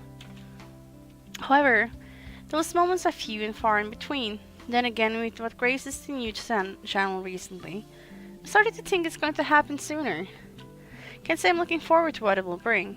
Luxury living, is it? As she speaks, her voice effectively cuts through my thoughts, just as I counted the 13 passers-by wearing a hat today. Beside me I can hear the faint rustling of paper and the clicking of her pen as she stashes them back into her bag. Excuse me, what? Welcome back. The magazine you're working for. It's Luxury Living, isn't it? Oh, yeah. You've been featured by them before, I take it? A few years back, yes. For just some issues. What? Give me them bears. My designs still appear from time to time, though not as frequent as before. Gotta have room for new talents, right? It may not show in her face, but the pride is evident in her voice. Good folks, the people running the publication. Tell me, is DK still on the editorial team? I wouldn't know. I've only started taking jobs from them this year. Freelancer, you know. Good man, that guy. Anyone in our field should meet him. He had a lot of things to say about art, all of them relevant. Learned a lot from him, actually, even if we both came from two different fields. I hope he's in a good place. I haven't talked to him in a while. Anyway, your portfolio must have been good if they gave you the job. They don't easily assign big features to freelancers like this. I wouldn't say I am, but experienced, you know? The more you practice it, the more you learn the tricks of the trade. That kind of stuff. I know what you mean. Still, you've got to keep up with the competition. Each year, a new talent emerges, and, well, you never know. Clients can be a bit fickle-minded with their choices. Believe me. Speaking of, do you think you'd be up for a new client after this? Think so? Depends on how big the project is. She reaches into her bag again. This time to pull out a business card which she hands over to me. When you're free, send your portfolio to Chris. He's my assistant. He's been looking for a decent photographer to help with updating the studio's portfolio. Nothing urgent, but the sooner the better. Not sure if I'll have the time to squeeze this in. But, alright, I'll give it a go once. Marianne, could you look this over for me? At the very moment, Miss Wright emerges from the store. When I look back to Miss McCullen, a mask of professionalism has returned to her. Or at least that is what it's trying to be. There's a different light in her eyes as she faces her, a flicker of familiarity and recognition. I say it's fondness, but that would be too preposterous. Whatever it is, doesn't last, and is briskly swept in the firm tone of her voice assumes. Definitely. Is there a problem? They said they don't have the colors you suggested. Do you think we can change it around for a bit? It might take a while if we insist what we want, and you know I'd rather not worry about this later. I think it'd be better if I handle this one myself. Excuse me. She walked into the shop without another word, leaving the two of us standing outside. As soon as she's out of earshot, however, Miss Wright lets out a giggle and swipes the business card cleanly off my hand. She smiles, the amused little thing spread across her face, and waves the card in front of me. I wish she'd do that more often, the smiling thing. It suits her more than the other one she frequently shows to the media. I look away, and the next thing I know, you're picking up women. On the streets, while the sun is high, no less. I'm not sure if I should be appalled or amazed. Whatever happened to the Zach I met a day ago? About as tall as you. Photographer. Quite the gentleman. To tell you the truth, I'm a bit disappointed he's gone. It ain't like that, Miss Wright. And I'm sure Miss McCullough's not the kind of woman to let herself be picked up by strangers, let alone people she barely knows. Oh, shush. Let me have my fun. And didn't I say you can call me Hannah? This right after you introduced yourself as my friend in front of my husband. I do believe this isn't how friends address each other. Too formal, don't you think? She gives the card back to me, never letting us. With her mood fades into a more pensive one. An odd look settles on her face, yearning, a bit wistful, as she looks back towards the shop's display window. There's nothing remotely interesting in it for me when I follow her line of sight, though. A few trinkets here and there, a fur rug, a sofa, a wooden side table, and a lamp, all tastefully picked and arranged to resemble a typical antique living room. 1 second, though, it does look comfortable. Why would he add a crib besides it? Baffles me. Unless, of course, the people are hoping to market to are those already having children, or about to have one, or so maybe it's fitting? Particular choice of decoration aside, it does make a nice icebreaker, if not on the same level as weird and completely out of the blue. Still leagues better than the awkward silence, which is definitely too out of character for personalities like Miss Hannah's.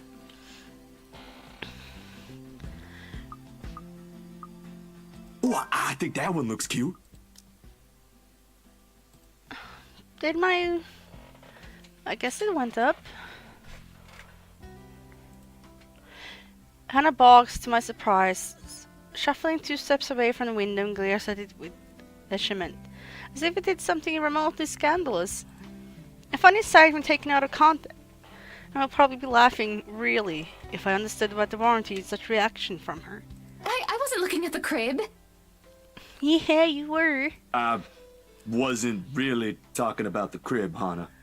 Very good then. But it wasn't the crib, all right. Alright, I get you.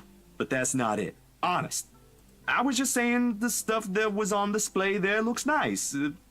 Or at least as nice that it can be compared to the ones we visited earlier. But I'm sure your interior designer has something different in mind for your mansion, so don't mind me. I was hoping that would be enough to cut the topic short. Instead, she sighs, leans on the wall closest to her, and runs her hand through the locks of her hair. There is a fear-flung look in her eyes, even as she fixates on it, the crooked curb. You need to stop looking at people like that, sweetie. I'm afraid I don't quite catch your drift, ma'am. I suppose you wouldn't be aware of it. Do you know you always carry this kind of phase? Like you're always staring at the world with this honest look. Like all there is to see is all the good in it. Frankly, I don't see anything wrong if it's like that. I mean, there always has to be something in it. You know, a sprinkle of kindness here and there. Otherwise, we'd all be miserable. For you, maybe. Some people have to fight through it just to see, and kindness isn't always a great thing to have around. Clicking too fast. Makes you wonder where this is coming from. How bad things have really gotten for her to have this view. do understand her sentiment. Really, I do. Still, when it's the last thing you cling to when things have gone irretrievably bad, sometimes you simply don't get to make a choice. Besides, the point is, it's impossible to lie when a person is looking at you like that. Or I could, but I'd feel like a horrible person afterwards. Did you hear that, Mr. Zach? You just made me feel like a horrible person.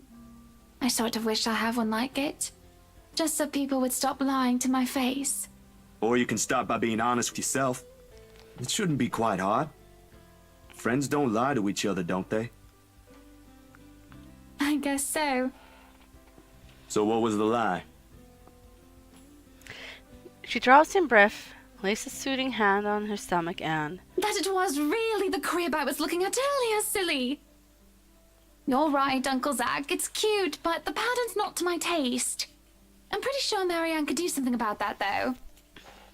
At the moment, what I should really be worried about is if I'm ever going to be a good mother to this child. when did you get pregnant? They never once mentioned her being pregnant in her own story. The hell? No. Ned, I can't even tell the father he's going to be one in a few months' time. How can you be pregnant? You don't look pregnant. Probably doesn't even want anything to do with this whole pregnancy thing. What am I going to do, Zach? Because right now, I'm absolutely at a loss. Oh. Oh. A beat. Oh! The realization strikes me like a ton of bricks suddenly bearing down on me. More than the astonishment has shown in my face, because Hannah lets out a chuckle. The slump on her shoulder disappears altogether underneath her mirth. Don't look so surprised, dearie. Tied the knot 7 years ago, remember? Don't you think it's bound to happen?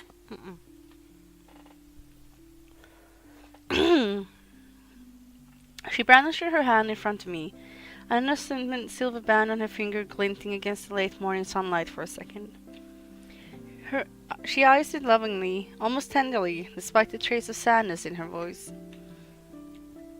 For all I know, there's an entire story there. I'd ask, but that would be inappropriate even for friends. It's not my place to meddle, to begin with. Or at least that's what they've been saying early on. My whole social circle would be saying it's a long time coming. But the kid is something you want, right?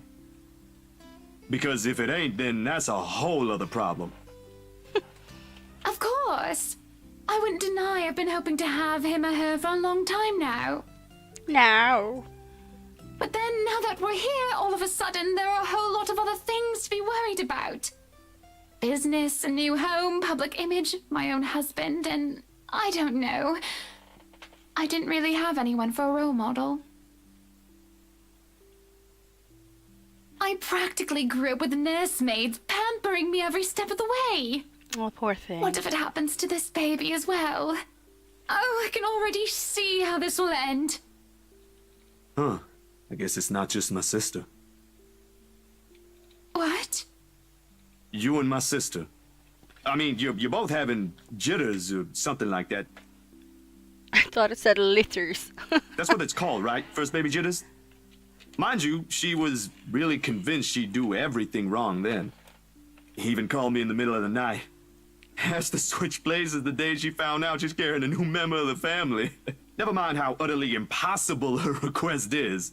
I'm quite sure I haven't done anything of that sort yet. Oh, you don't know that? My brother-in-law's been telling me things 5 weeks into my sister's pregnancy.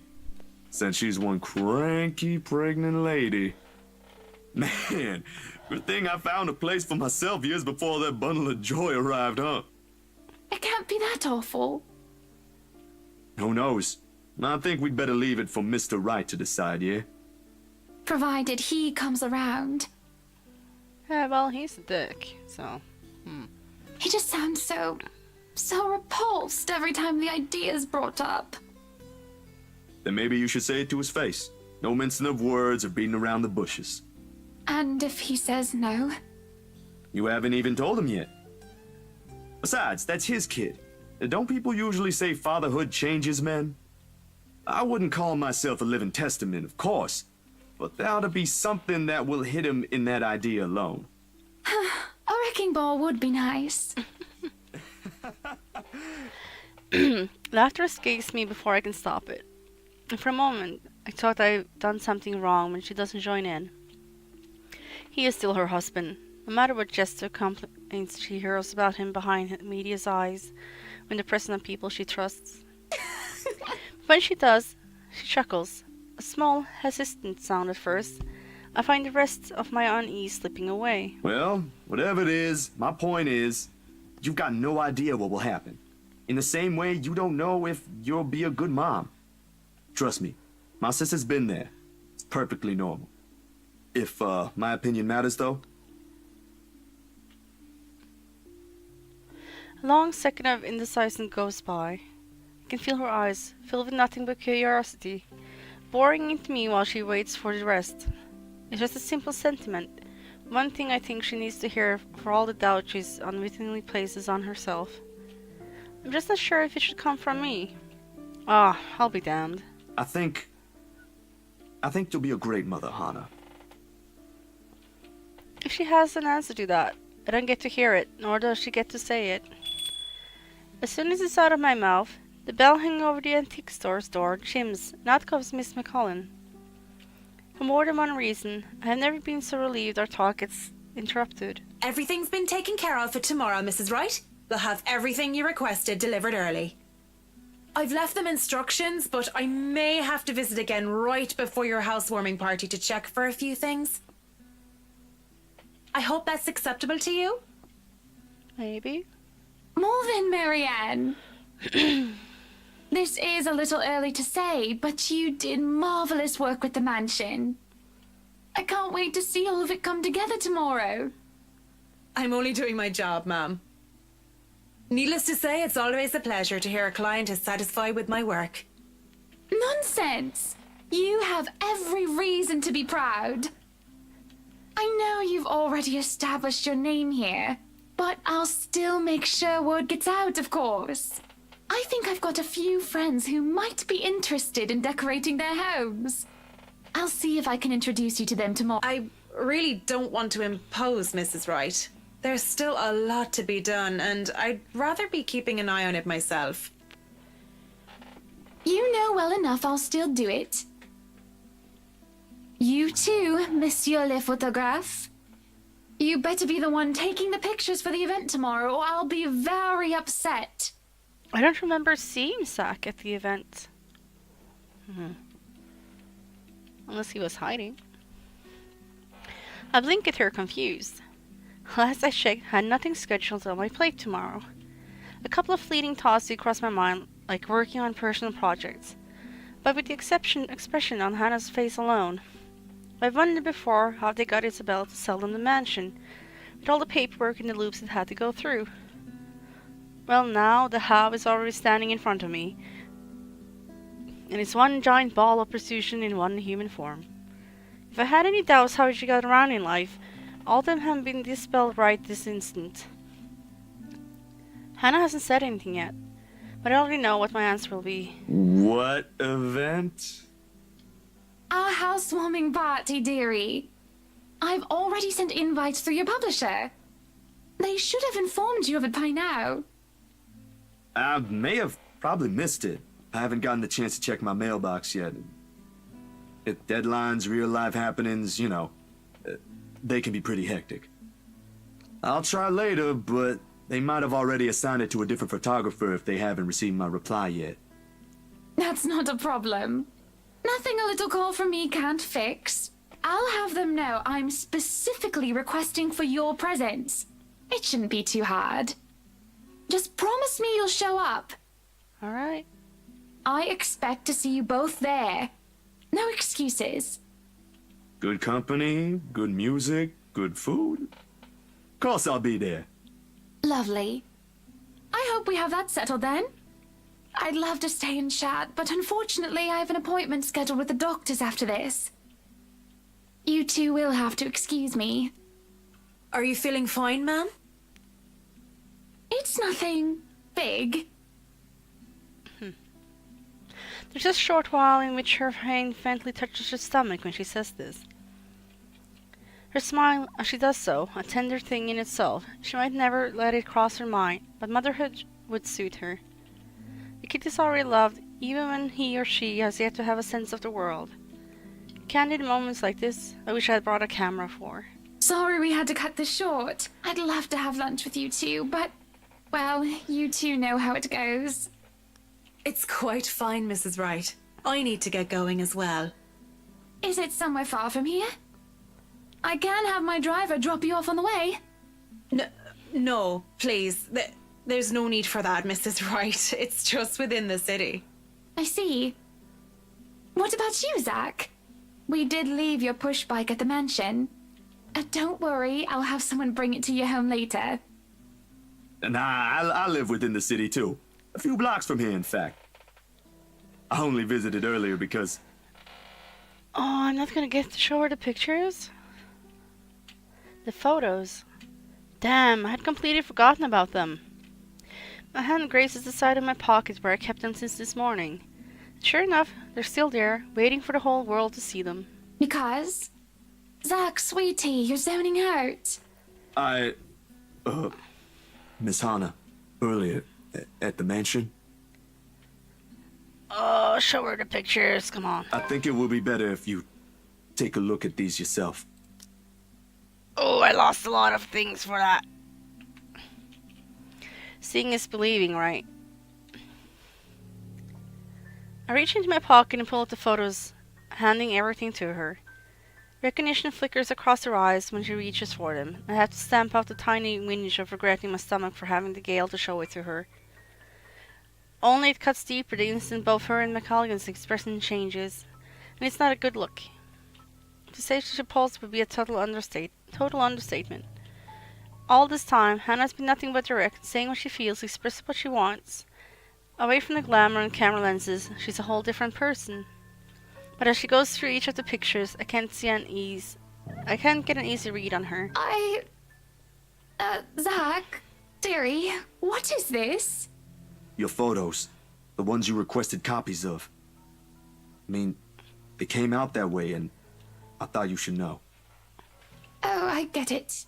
You know, I've heard before that artists can be a bit weird. That's not it. Have you ever gotten that kind of comment, Marianne? Not in my line of work, I'm afraid. Or ever, Mrs. Wright. I'd rather keep my personal hobbies away from my actual work. Less stress that way. Well, I suppose it just never crossed my mind that the saying applies to you as well, Zach. But talent's what's important, As long as you make good art, it doesn't matter. Oh, no, that's... You see, when we had that photo shoot yesterday, there was something. I wouldn't say I don't appreciate it. I did ask for copies, darling. But would it be possible for you to give me normal-looking ones? Preferably with my head intact. I admire the effort you took to edit this, though. It looks authentic. Frankly, if I show this to some other person, they'd probably believe those silly rumors about the mansion. Good publicity, but not the kind I'd want for my new home. So please. She drops them back in my hand like the very surface burned her. If you could redo this, that would be wonderful. I'm positive you can do a better job than the one you just showed. Just try to keep the edits to a minimum, You didn't edit them. Yeah. I can, sure. You can take your time, of course. And speaking of time, I really must go. Well, we made a boo-boo there. She leaves without so much as a wave. I don't have to guess to know I'm dismayed her, or in her own words, weirded her out. Besides me, Miss McConaughey shakes her head. What are the odds I also ruined my chances with the job she offered earlier? Very high, I'd say. It's a foolish idea in the first place. Miss McCollum departs shortly after Mrs. Wright has taken her leave, muttering something about getting a quick lunch before fetching from Chris. I don't know how to pronounce the cat name. I don't know how or who it is, but it's most important to her to be in this kind of hurry. Well, she doesn't seem too fond of small talk, something we can both agree on. Lunch sounds good. Or a walk around the city, maybe. But with the sun as hot as it is now, nah. And after things with Mrs. Hannah went, I simply can't muster the appetite for anything at the moment. If I don't do anything with it now, I have this impression it will rear its ugly head again. And by then, things might not be too late to fix. What other choice do I have? Ash? Rebecca? In all likelihood, Alder would give me the pat in the back and, see man, get some sleep. You're at it again from Ash. I talked to Isabella, but I haven't seen her since she showed up at my apartment 2 days ago. Weird. There's one person, though. Damn, I should have thought of that first. As it turns out, I do have other choice. I'm not a religious person. I don't identify myself as such. Rather, I can't. Sure, my grandparents didn't have to force me to go to weekly. I'd happily join them. In fact, most of my childhood Sundays have been spent attending service. It's simply that as you get older, the more experience you get, forming your own beliefs on things becomes easier, for lack of a better word. And at one point, it just stopped. The kind of thing. Nevertheless, I hold no danes for it. Sometimes it does help. When things are really, really bad, when the dreams won't stay where they should be. Talking does, a bit. It's also a good thing Father Norman's, well, he's not the completely a pious man you typically expect. My unlikely friendship only probably happened because he's the kind of guy who's cool with the young ones, as he aptly puts. And he is, surprisingly, it makes him easy to approach. Like that one time with Isabella. I don't think he believes in the ghost kind, but there he went. Maybe he has something to say about the photos as well. It won't hurt since I've already gone ahead and went to Anselm. At daybreak, on my bike. At the very least, I know I don't get shouted at for whoever answers the door. Unless someone does that inside a church. I highly doubt it. Despite its age, Luxembourg Church is a thing of wonders in itself, with its highly valued ceilings and intricate stained glass windows. One of the many gifts the Emigrant family donated to the community in its early days. Or so I heard from Rebecca. She mentioned this once, although most of it flew over my head then. At this time of the day, the church is mostly empty, save for a few visitors and ushers shuffling about, some muttering their prayers underneath their breath. The scene of burned candles and incense permeates the air, giving the place a general feeling of reverence. Pretty welcoming, all in all. Even so, I keep the noise my treads make to the minimum. Disturbing the quiet feels like a sin alone. Thus it points me to the pew in front of the altar when asked where Father Norman prays. He mentions something about the good priest not being in good health. Ever since he did the favor for a friend to bless an old house. Oh boy. This is the first time in days he's left his room. No surprise there, with the weird heat lately. And even Rebecca caught something. Nervous like little child. Nevertheless, he leads me to close the foot of the days, with a reminder not to stay too long before walking off. Seconds later, Father shifts and stands. He doesn't seem to have noticed me. I have to give him a little tap on the shoulder. When he looks, though. To say he's surprised is an understatement.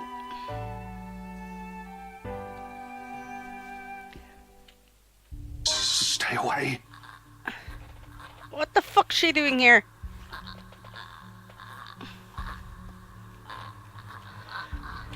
His voice comes out as a whisper, almost inaudible in the hush.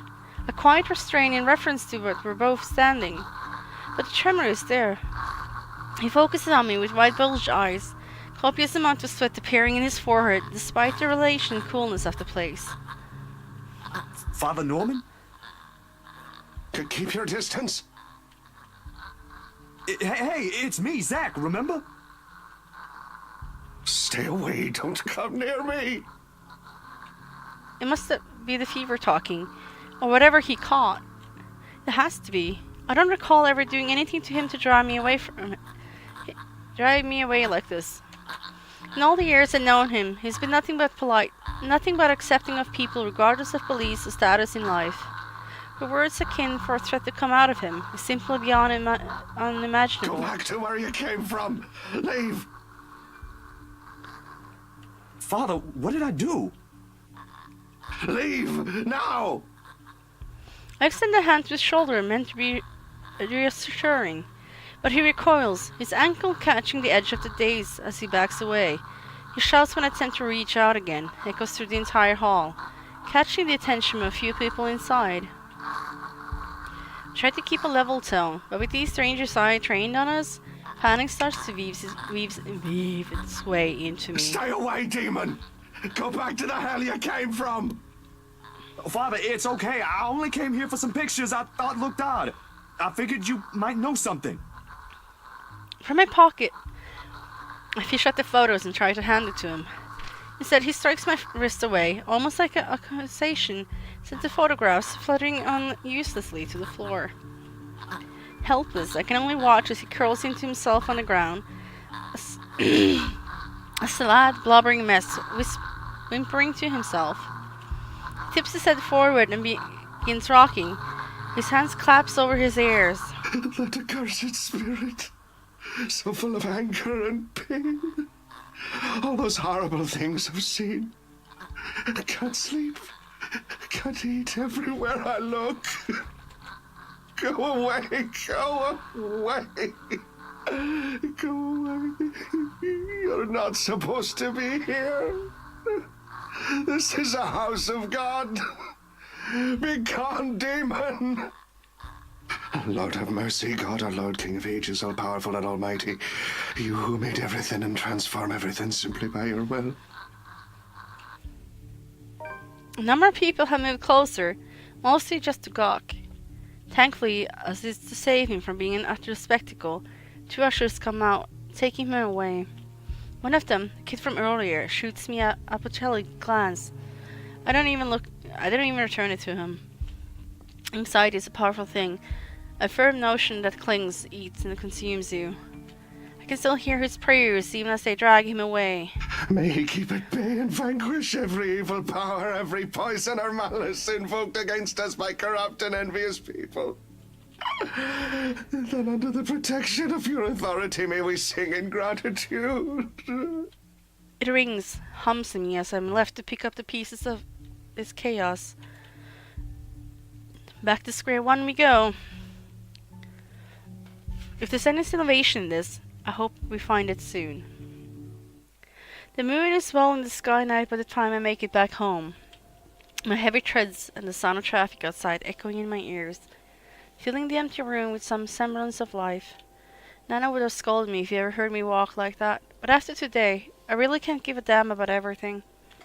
The mattress creaks underneath my weight as I uncertainly flop onto it, down on it, and I find myself looking at the paper under my grip. As promised, Mrs. Wright had my bike delivered back to my apartment. Found it in the park in the rack downstairs with an invitation and no tagged to it, in fact.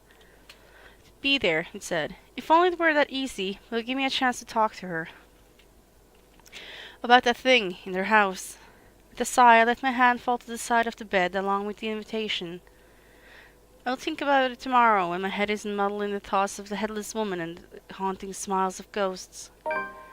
Related, it occurred to me I haven't eaten anything since I left this morning. And an empty gnawing ache makes itself known, but I can't bring myself to stand up. Today was a complete waste of time, and frankly, a disappointment. I don't like this. The lack of certainty, this quiet, the lack of stable ground to stand on, the part where I do not know what will come tomorrow. Ever since the damn letter, everything's been thrown out of the loop. I wish everything stayed the same. Routine would have been easier to make sense.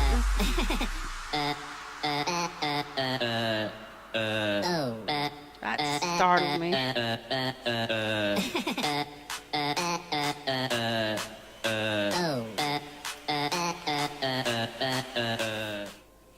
That startled me.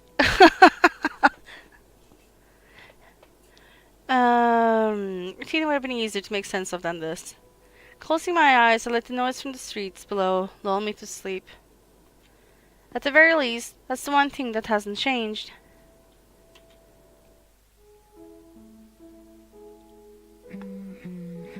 The melody carries into hall long before I cross the threshold.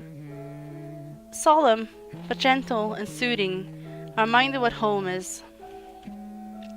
Pause firm but meaningful gaze, moss wistful smiles, a warm ray filtering through the eaves of the sunset. A distinct smell of wet earth and leaves after a long day in the rain. No, not really, Liam. And our room.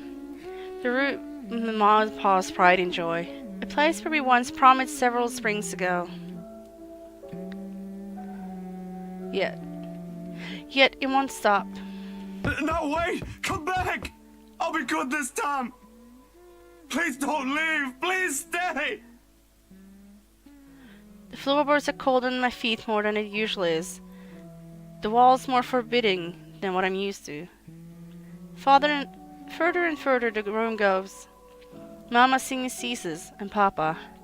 I can't hear Papa. Not above the raucous clanging, the deafening roar of gunshots, nor the screams replacing the comforting soft melodies. There is only the blinding fear. But when the light breaks, her skin has already taken a sickly pale color, rotten in most parts, blood dripping from every cast and lesion of her body. Bony hands grip Hannah's neck like a noose, straining the skin underneath with a vibrant shade of scarlet. Nothing more malice feeds the gleam in her eyes. Haven't we seen and read all this before?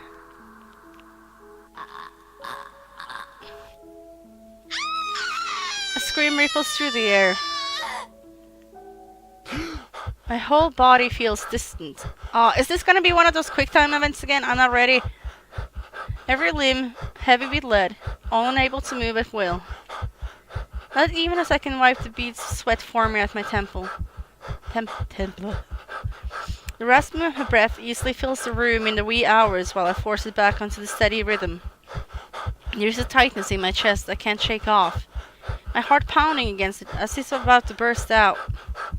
Something cold has settled in my legs.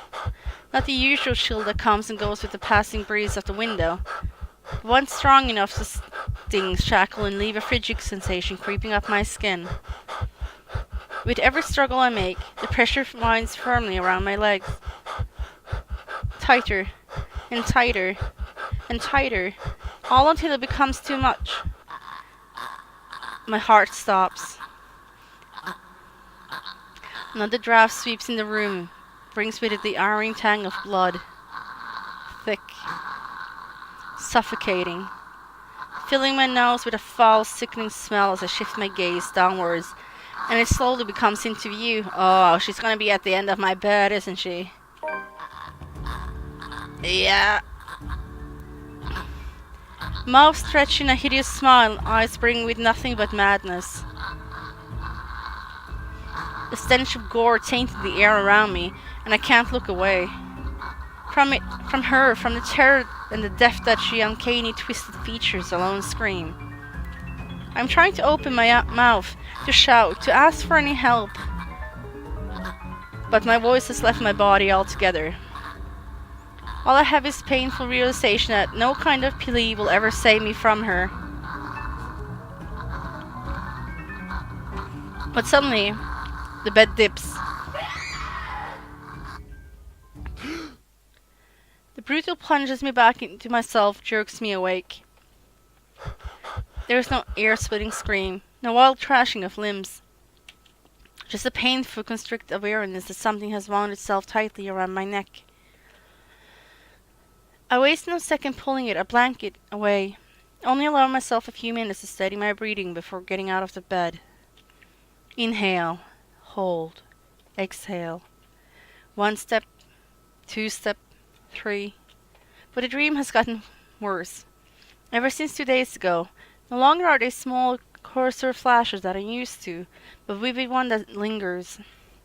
I can still feel the blood in my hands, the putrid smell of rotten flesh, the sickening crunch of the bones breaking with every movement, and her cold, chilling eyes as they bore into me. I draw in one long, ragged breath, and before I know it, I'm walking out the door. Even in the waking world, it reeks.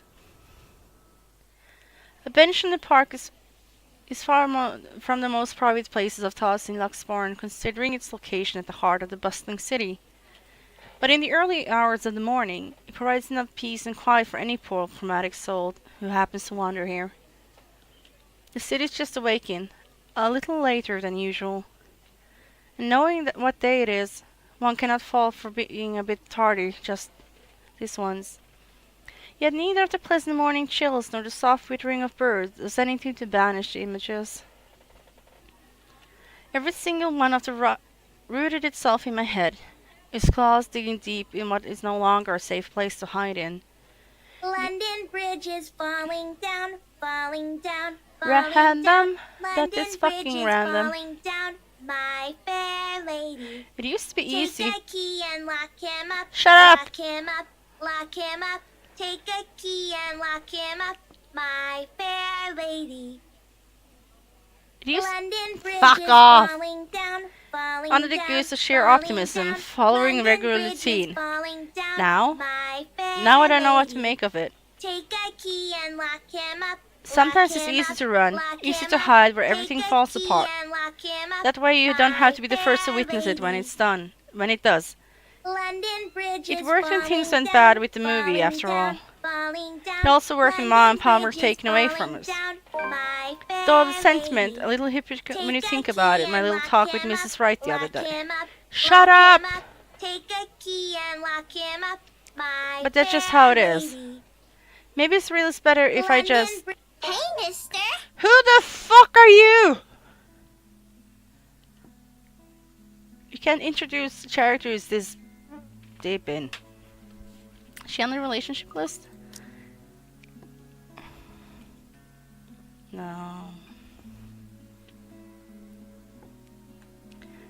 Hey, kiddo. Tiny voice gives me a pause. When I look up, a little girl, maybe about 6 or 7, is peering at me. Two wide eyes, overflowing with what can only be a natural curiosity one type sees in children.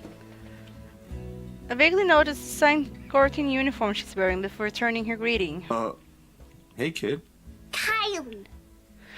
Oh, you're Kylie, you're right, godchild thing.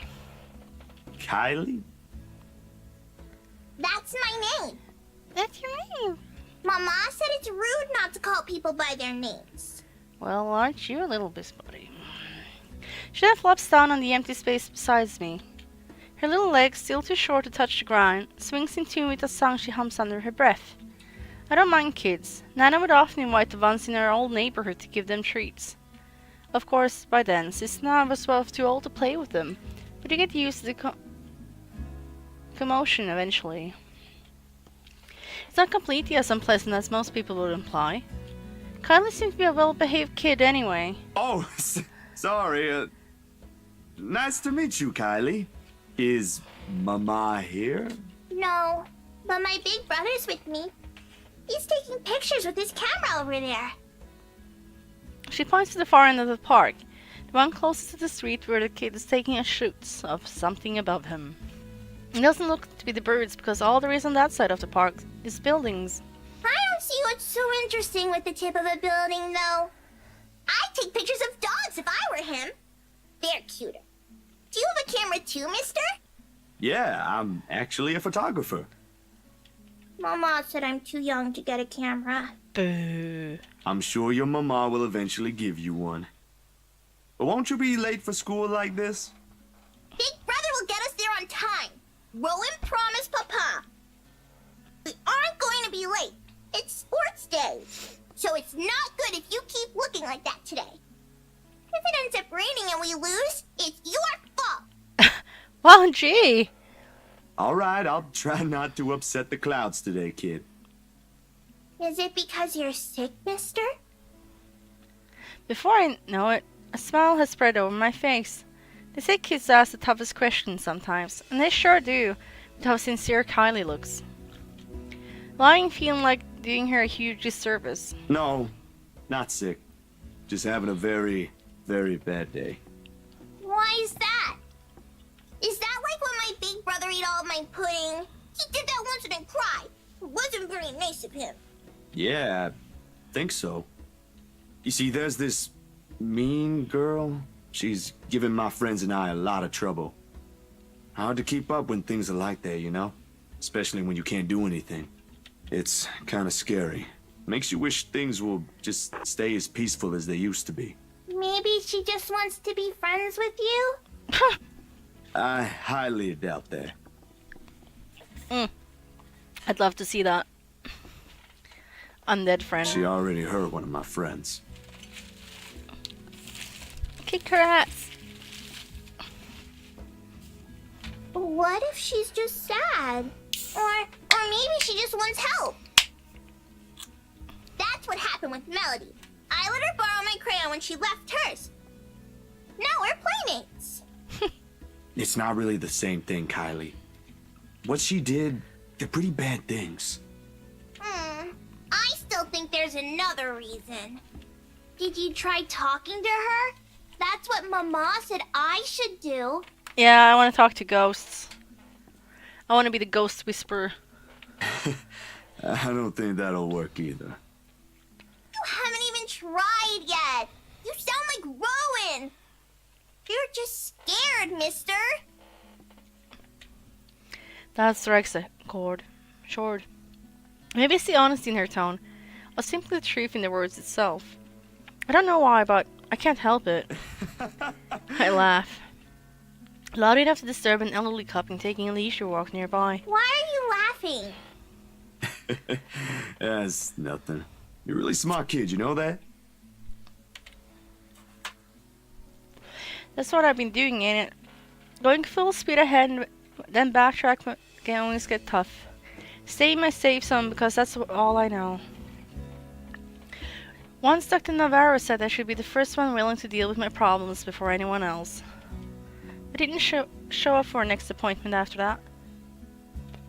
But he's right. Though I hate to admit it, knowing what I've seen, and the kid makes a good point too. I've been so caught up in thinking there might not be a way out. Maybe there is, or maybe there isn't, and maybe there is.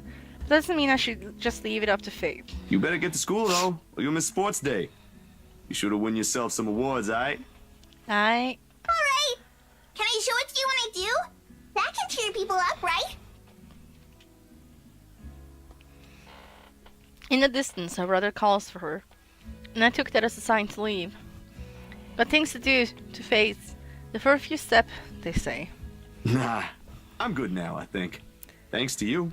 Besides, Mister needs to go. But you should show it to Mama and Papa. I'm sure they'll be proud of you, Kylie. I will. Thanks, mister. Bye. I gave her a little pat on the head before heading my way. A small gesture of thanks from a stranger she didn't know she might have helped. She might understand it now, even though at such a young age she already has this understanding of things. But maybe when she's older, the world no longer seemed too big for her. But aren't you going to help me, mister?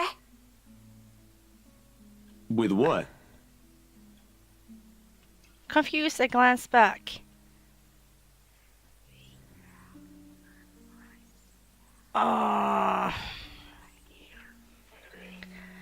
Whatever cheer or little talk brought has vanished and the shadows suddenly dancing in my eyes. The frigid air is almost definitely not how the morning chill should feel like. Bitter, stinging, unwelcoming. And the kid. What do you think, mister? Are you going to help me? Leave us alone! What did we do to you? The response never comes, however. Because when I blink, she's gone. Hello? Mister? Are you okay? For several passing seconds, I let my stare linger on her face, waiting for any sign of another change. But for all that remains is there a carefree smile of a child, none of the spite, none of the cold, bloody smile. Nothing. I really need to go, Kylie. It was nice meeting you. See you again, mister! I break into a run. I don't look back, not even as I bump into a couple of passers-by as soon as I'm out of the busy streets.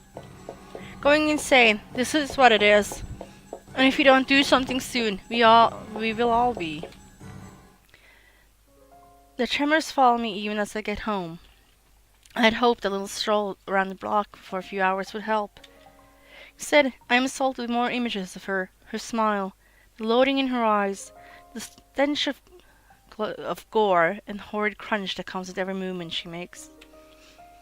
Even old memories have been sullied by her, and Mama's song no longer sounds as sweet as it's meant to be. In the end, all I got is a sinking feeling I'll never be rid of her image. Many other ridiculous ideas that may or may not even work. The sun is already hanging low on the horizon when I make it back. For the first time, coming home feels more like a chore. Not only did I arrive to an empty room, because as soon as I open the door, I'm greeted by no other than Sup, Z-Man? ugh. I told you we should have called him before going here. It's fine. It's Ashton I see first, sitting comfortably on my couch, munching on a bag of chips, with both feet propped on top of the coffee table. Whatever proverbial stone has made a home at the pit of my stomach automatically flies right out the window at the sight of him. But before any escalation can set in, my attention is taken by another occupant in the room. Isabella perches on one of the other chairs in the room, attempting to keep herself smaller, it seems, from how closely she's hugging her arms against her. Nevertheless, she gives me a small smile when she notices my stare. Yet somehow, there isn't any warmth in it like it's supposed to have. Hey, Zach. Sorry we just barged in here. Ash was... Relax. Z-Man gave me a copy of the key himself. Only after you broke the 13th one? I can't keep replacing them every time you think it'd be a good idea to break into my apartment. And stop calling me Z-Man! I didn't break anything this time. Ash, just because I gave you a key doesn't mean you can just stroll in here whenever you want to. Yes, it is. And, hey, is that my... Ash smirks at me because, of course, he has a gal to smirk, knowing what he did. He pops in when I was very likely the last piece of chips into his mouth, folds the wrap neatly on the table before throwing it on the nearby trash. From her chair, Isabella shoots me a pathetic smile as soon as the foil hits the waste bin with a dull thunk. Common sense dictates that I should be angry. But after everything, having something normal play out in front of me, no matter how childish their ethics can get, I can't bring myself to muster even a tidbit for it. Behind me, the television starts blaring the music for the end credits of a movie. They've likely been waiting a while if Ash got impatient enough to rummage through my cupboards and watch something. Of course he eats all of it. You know, I was saving that for the weekend. Did you at least share some with Bella? Don't worry about it. I'm good, Zach. Really? But it's free food, you know. What was that you usually say? You don't say no to free food? What happened? No, I'm just not hungry. Has she been seeing things again? Ash only shrugs at the question in my eyes. I can't be the only one who'd find this vibe she's giving off to be odd. And the guy has no doubt already caught wind of it. Aye. But if you want something, just say so. I've got a fully restocked pantry right here at your disposal. Still not a 5-star level thing, but for an empty stomach, it'd do. Just say the word. Thanks, Zach. Maybe next time. Food is not really what we came here for. Ash, he's the one who... She casts a brief glance at Ash, and in an instant, he sits up. Every trace of amusement is gone from his face as he casts his hand in front of him and leans forward. A minuscule gesture meant to ease, yet the grim expression on him tells a different story altogether. All right, you two, what's this about? I don't like those looks. A short but tense pause follows. They're both stalling. Under normal circumstances, I'd wait. With these two, the more you force it, the more they'll collapse down on it.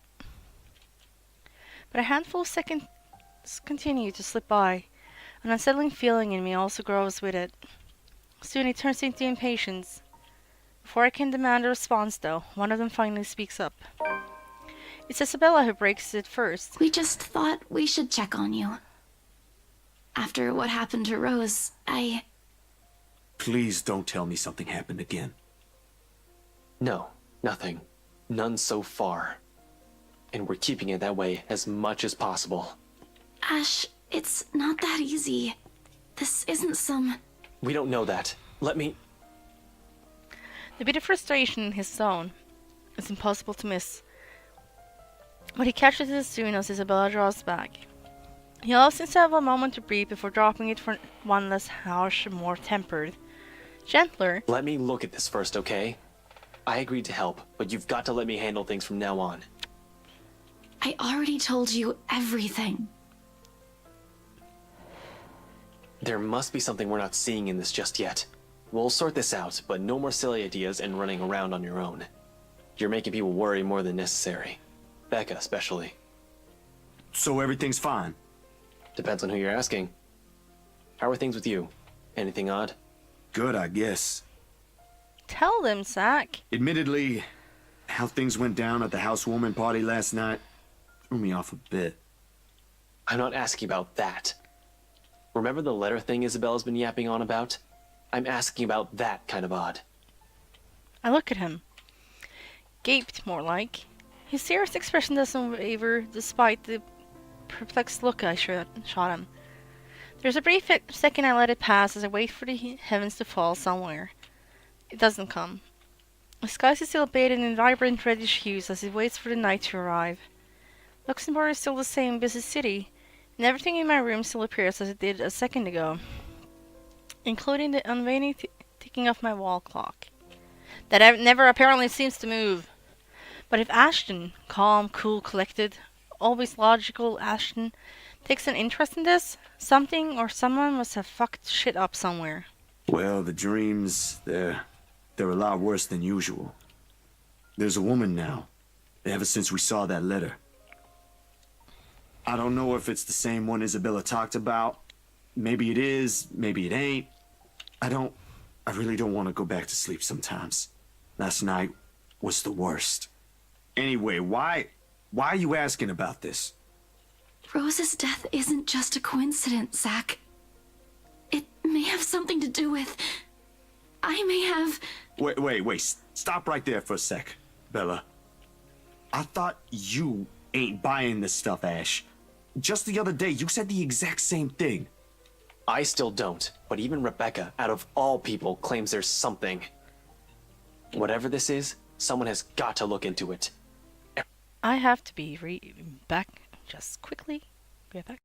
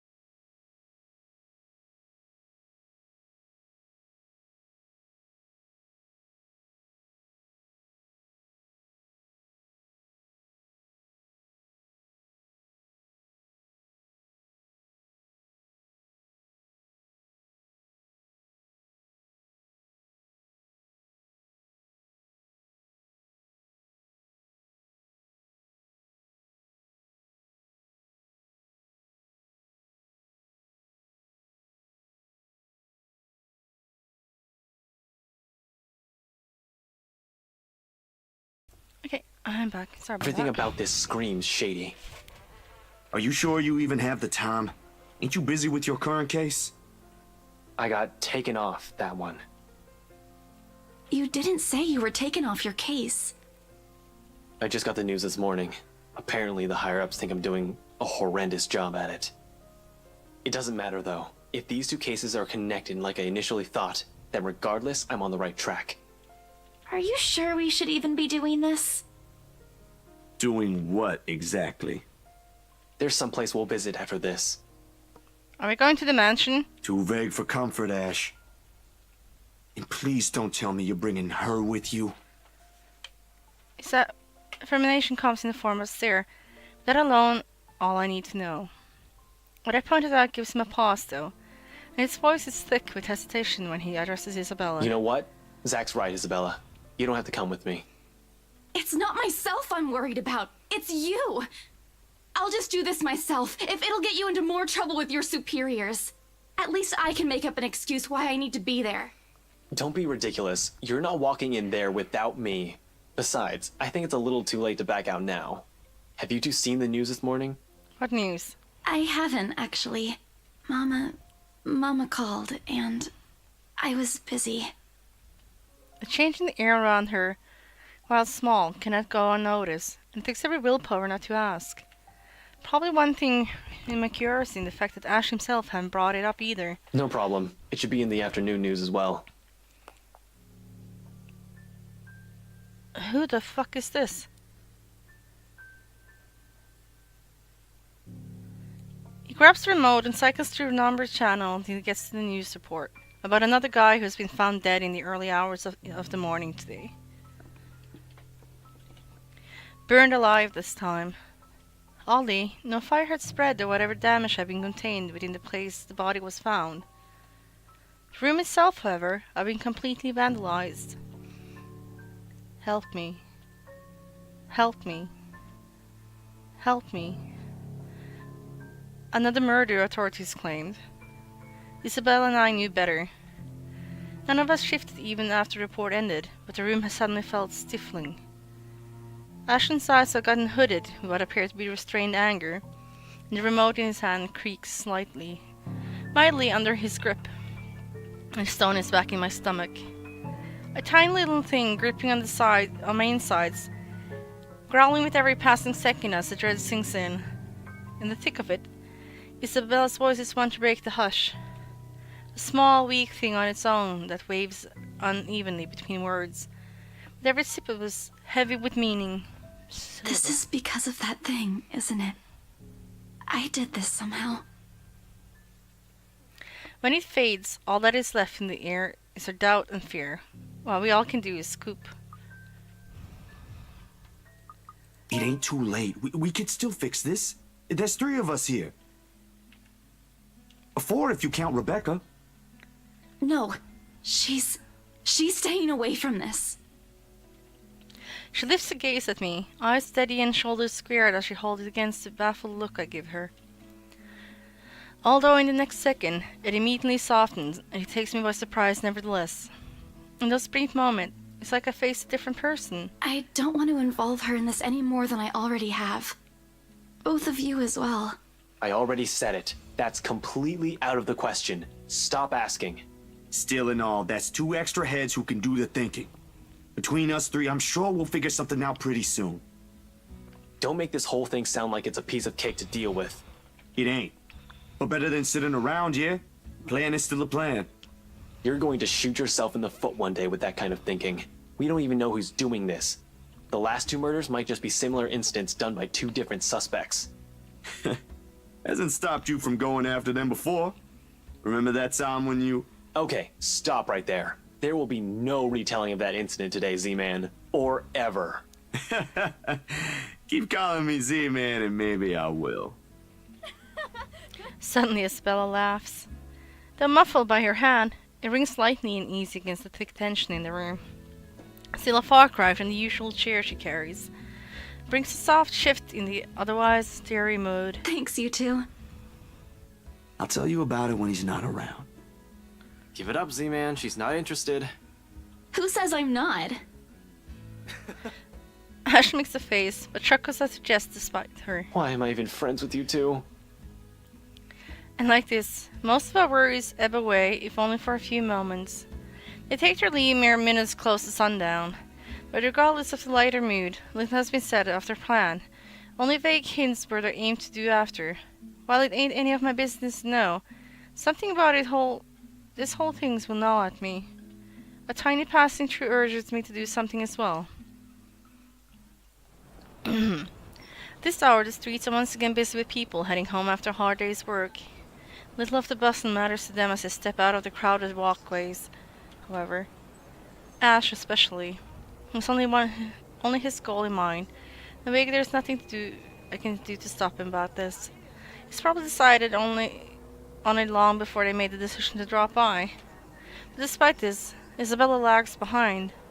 Worried sees in the back of her forehead as he watches Ash leave to get his car. Something wrong, Bella? No, actually, can you check on Becca for me after this? I really didn't get the chance to tell her where I'm headed off to. Tell her I'm okay and we're... No, just that. That's all. You sure I should skip on that part? If she finds out about this, she'll be angry. I don't really want to deal with angry Rebecca. It gives me a stomachache just thinking about it. Neither do I, but I'll handle it if she gets mad. Just make sure you too. Take care of yourself. Almost abrupt, she pauses. The gaze in her eyes hardens as she lapses into another one, for a long, distant silence from earlier. This ain't just about the whole fiasco with the letter anymore. I don't want what happened to Rose to happen to you guys as well. This one cut deep. Before I can ask about it, Ashton returns, casually swinging his car keys on one hand, and gestures at Isabella. Come on, we don't have much time. Shirley's waiting. Who's sure? Oh, right. Don't answer that. I don't want to hear it, you huge dork. Says the person who gave her stuffed toys names. Batcat? Really? It's cute. Yours is just weird. I'll see you later, Zach. She spares me another smile, and as I watch her walk off, all I know it occurs to me that none of those she gave me today ever reached her eyes. I make a grab for the back of Ash's parka. He staggers briefly before correcting himself with shooting me a confused stare. Is she alright?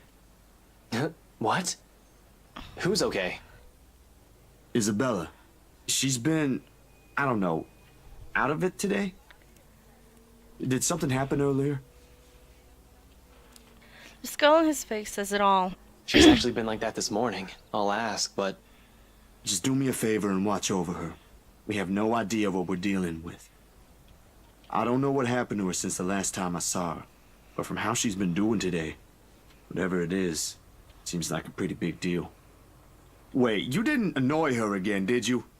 Because I swear to God, if you did, you've got another thing coming for you. What? No. Why would I? I'm just asking. I'll take your word for it. But if you can find out what's bothering her, that'd be nice. Honestly, I don't think it's the letter this time. I'll see what I can do. Make sure you keep yourself out of harm's way, alright? Yeah, you too. Don't do anything reckless again. Reckless, no. But I can't make you to promise I won't do anything. After seeing that, there's no way in hell I'm going to pretend there ain't a problem when there is. This is a really big one, and I'll be damned if I let anything happen to you guys while I sit here. I'm done running when things get tough. I want to get to the end of this chapter. This chapter was a lot longer than I expected. The Hannah one wasn't this long, but I'm kind of feeling something's gonna happen and the chapter's gonna end. He's about to argue for a moment, but... Look, bro, if things ain't good, I'll be the first one out. But allow me this one thing, alright? Just this one time. If it doesn't work out, you'll be the first one to know. You can laugh then, or berate me all you want. But please don't ask me to step aside like I'm incapable of doing anything to help. I have no idea if it's the look on my face or the tone of my voice. Ultimately, although his mouth presses into a thin line, he nods. Alright, stay safe, Zach. When he stumbles onto the sidewalk and allows the afternoon crowd to swallow him whole, I like to think the tiny gleam in his eyes is as close we can get to optimism in this situation. Whatever that alone will be enough to give me a peaceful sleep tonight remains to be said. This is still not the end of the chapter. Nighttime falls, despite my best attempt. Sleep continues to elude me, with her image still stuck in my mind, flashing every moment it catches me off guard. With Mama's lullaby still echoing in my ears, no longer the soft tone it once was. And terrible gnawing at the pit of my stomach, it's no wonder I can't bring myself to drift off, even for a little while. It's not as if there's a complex lack of things to do while waiting for sleep to come, if it ever will. At 2:45 in the morning, I find myself cleaning my photography equipment for no other reason than just to pass time. Though if I'm going to be honest, it's not the night terrors that keep me wide awake tonight, but the anxiety and hope I'll hear from Ashley and Isabella soon. For what is perhaps the 42nd time, my eyes shift over to the end of the table where my phone lies still. I've not heard from them since they left. They haven't promised a call, of course, but a small part of me wished they would have had the common sense, at the very least. Waiting is a tough game, with the concern stretching out to the minutes far longer than usual. It's impossible for more unpleasant thoughts not to enter my mind. Moreover, it does not help that when the clock finally strikes 3, my hands still.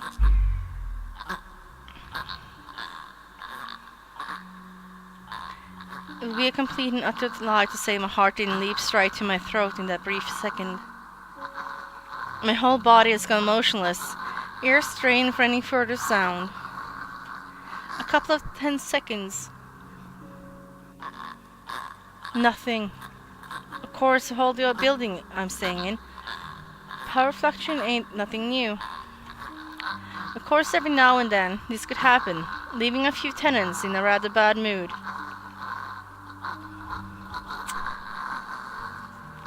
Nothing unusual anymore after a few years of living here. This time, the sudden hush brings with it stillness that raises the hair at the back of my neck. It sets my heart beating harder against my chest. Something reeks in the air, and in an instant, this place is no longer home. It's a prison. Every rational fiber in my being screams at me to leave. I force myself to swallow and keep a clear head as I lay down at all my cleaning tools and begin to gather together the rest of my things scattered about the table. The camera's body, lens, filters, diffuser, phone, anything my hand could reach, but in the salt panic like in the nightmares, it's the scent that reaches me first. A foul, putrid smell filling my lungs with the heavy stink of death. My fingers clamp tightly at the camera, holding it closer to my body, as if the tiny thing could provide enough protection for whatever is with me in the room. It won't, but it's the only comfort I have. Hello? I know you're in here. What do you want?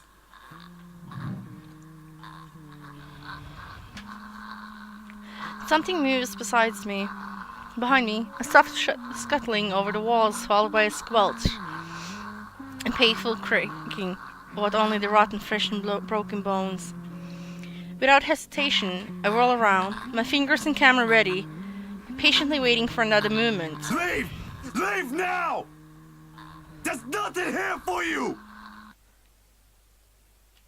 There's a brief moment of silence after, and for a short while, I think my pleas worked.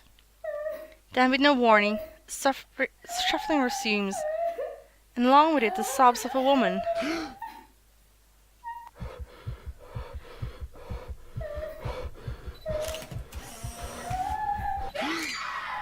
Oh, jeez. The light flashes fleeting one last time, allowing me to glimpse of her grotesque misshaped feature before once again lost in the darkness. All of a sudden, her tone changes. No longer a soft cry, but a high-pitched shriek brimming with pain, grief, and anger.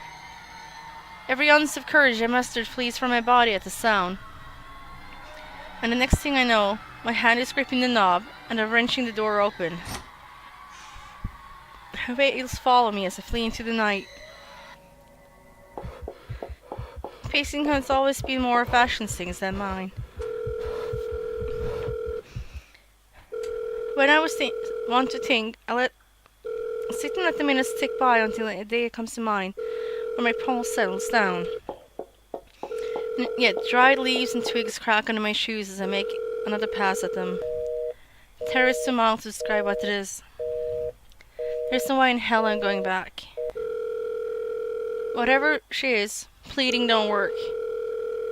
The moment we saw the letter, she's been after us. But I can't run. Not this time.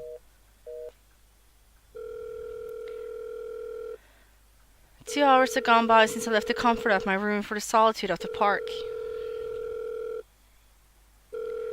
2 excruciating hours since I started making calls. No one's answering. Not even Rebecca, who's always kept her phone line open in case other people need her. Or Isabella frequently checks her message and responds as soon as she can afford. It doesn't help that Ashley hasn't said a word where she went off to as well. Damn it! I knew I should have asked him before I let him leave. Knowing him, he can be anywhere. But there's really only one place he's likely to be at this time. As the sun already peaks on the horizon when I make it to the mansion, I had no idea what I expected to see when I got there. There's Ashlyn first and foremost. A part of me wishes my assumptions are correct and he's really somewhere close by on a stakeout. But I've never been in the lucky sort when it comes to that kind of guessing. And even after I made a round of the immediate vicinity, I couldn't find neither hide nor hear of him. Calling me does no good either, considering how awful the signal here is. He can't be that far if he's really here. But if he is, he would have gotten noticed. He would already notice me by now. Instead, there is only silence. The kind too quiet to find any sort of comfort in. Even the trees seem to have fallen asleep with the rest of the mansion. Obviously to what's happening around it, a small island of stillness in the otherwise fast-paced world. No wonder the whole island feels odd with the rest of the Luxembourg. While the city is alive, growing every minute, breathing every second, and pulsating with life, the village remains unmoved, unchanged. Is it surprising that legends still live up to this day, and why she's still here, walking its hollow halls? And beyond me, the mansion looms ominously. But now ain't the time for fear. Even if Ash's not here, listen, I'm still got to let the Wrights know what I've seen, what's in their home. And whatever agreements Ash has with them, doesn't matter. There might be a ground for imprisonment. They don't deserve a brutal death at the hands of one maleficent spirit. And I'm sure Isabella would want the same. I head straight for the door without a second thought. It takes a few rings that sound loud about the foreboding stillness before I hear footsteps on the other side. God and Janet, only a Nazi would knock at such an ungodly hour. Where's that damn butler when I need him? Before long, the door swings wide open, with Mr. Luke Wright standing behind it. What's with the glow around him? Why does he seem to be levitating? That is peculiar. Seating would be a complete understatement to describe him. Like this, I have no doubt why Ash would find him a suspect. You! Again! It's bloody 6 in the morning! What's with the fucking dark cloud around you, dude? What the hell is it now? Listen, sir, I know this is not a good time. Oh, it's not a good time! Did you even check the clock before coming here? I bet you didn't! Oh, I'm not tired, really. Unlike you, the ones living in this house need to sleep. I'm wondering what the hell's up with this. Do you see that? It's like he's levitating.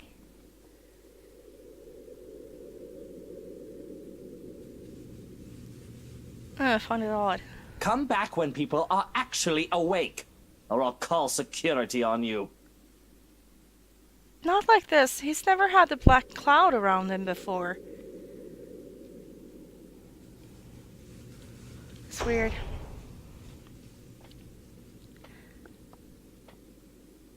Yeah, something's going on in there. Before I can get a word in, he slams the door to my face and bolts it shut with much finality. Wait, sir, you gotta hear me out. You're both in danger if you stay in there. Have you seen the news lately? Everything's not a coincidence. Only silence answers me. Maybe if it was Miss Wright. Oh, who am I kidding? I've already seen the look on her face when I tried before.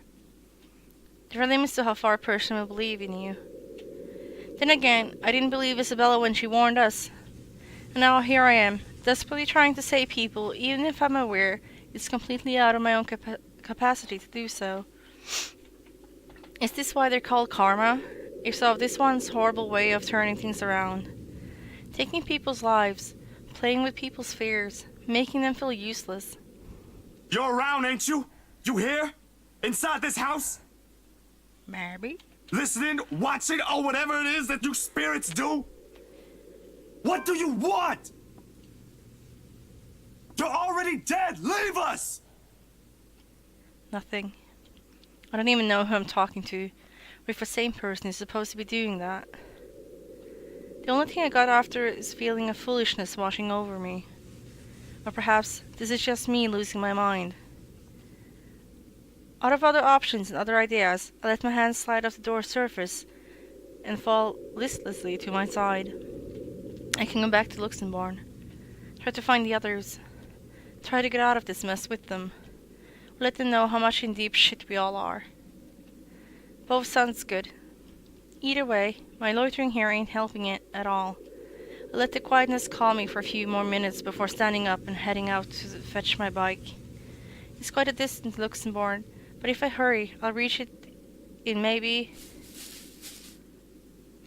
The rustling stops as soon as I turn around and strain my ears for any other movement around me. Yo, Ash, you there? He probably ain't. They're probably all dead. No answer. If he's here. I've just missed him earlier. Already my feet are moving in search of him for a second time. It won't hurt to double check. Triple check even. With how big the property is, he can be anywhere. If things ain't so urgent, if they ain't so dire that lives are at stake, I'd probably have just waited for him to show up again. But damn it!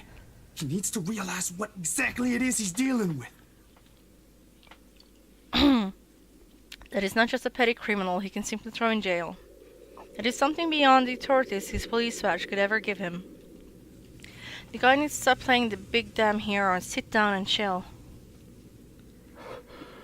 My briefing comes in short, shallow raps by the time I make it to the back to where I started. Still no sign of him, and I'm beginning to think I'm just wasting my time here. But that is when I hear it. I'd recognize the melody in a heartbeat. Mama's favorite song. I listen for a while, trying to gauge where exactly from the house it's coming from. My feet start moving before I can stop them. And there, as I circle a corner from a room in the first floor, a single window is open, but I can't make out however it's inside. However, I'm sure the singing comes from there. Still, why I hear an old tune here of all places, I don't know. It's not an obscure song by all means, but it's pretty rare to find someone who knows this. And for some reason, Death seems to follow this song around.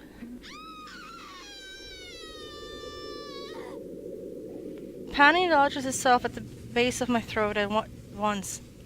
Whoever's humming might be, I don't want to be a pessimist now, but on an off chance that it's Mrs. Wright. Shit. I shouldn't have barged in there.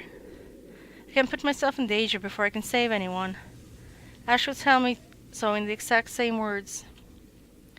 Might even write me as a distraction why it's a bad idea, as he ain't so lazy. But damn it, Damn it. God damn it. Let's fuck things up and go in through the window. I can search for Ash. What if it's too late by then? With how big this place is, he can be anywhere. It's very likely by the time we come back, somewhere he's already bit the dust. That and the cries grow louder against my ear the longer I linger. Almost impossible to ignore, drawing me in like a moth to the flame. For a moment, I let myself shudder, shake the uneasy feeling off my head. This can't be a good idea, not by a long shot. Still, I got to try. Funny enough, for a couple of high profiles as the Wrights, they don't seem to have any security detail patrolling around. Few guards here and there, sure, but one will expect they'll have more considering the size of the place. It works to my advantage though. I really can't complain that there is a high chance I might get arrested for what I'm about to do. Luckily, the window's wide enough for me to fit through without making any noise. There's certainly no going back now. As soon as I step into the parlor, all of it ceases. We shall find no trace of the woman I heard crying, like I'm expected to. The room is still empty at this time of the morning, and I'm left standing awkwardly in the middle of the hush. Maybe it's just hiding somewhere. Hello? Are you here? I heard someone earlier, and I'm here to help. Hoping for an answer, I let the question hang in the air. But several seconds merely go by without a word, or the slightest movement of indicating there is someone here. Has been here. With the stories I've heard, the things I've seen, it takes effort to keep my brain from going into the line of thought. I'm not going to hurt you. If you're here, say something. Nothing. Am I just hearing things? No, I'm pretty sure I heard someone. But with no one responding, I can't help but feel silly like this.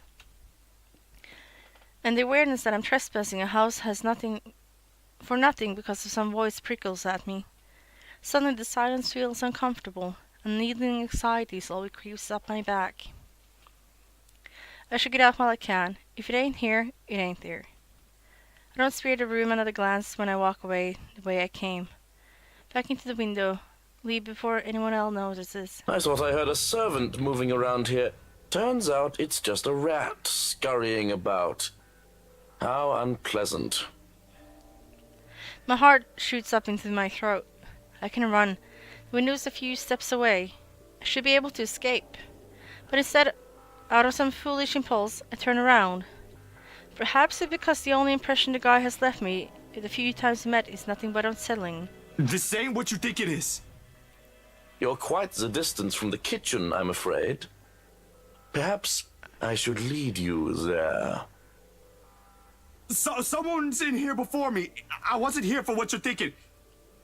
There was sobbing and... First blow knocks the wind out of me, sending me heaving and crumpling to my feet. Tears well up in my eyes as pain swell when he twists my wrist behind my back. You've gotta listen to me.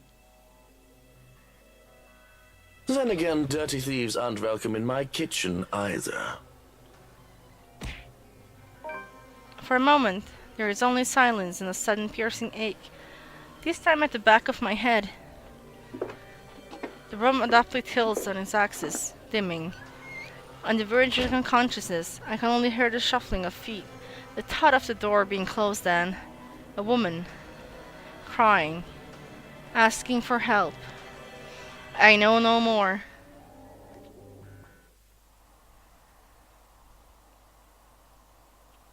The pain is the worst when I come to. A sharp piercing ache somewhere at the back of my head, begging to be noticed. It's nothing that I can't handle. Rarely I open my eyes, expecting to be greeted by sunlight.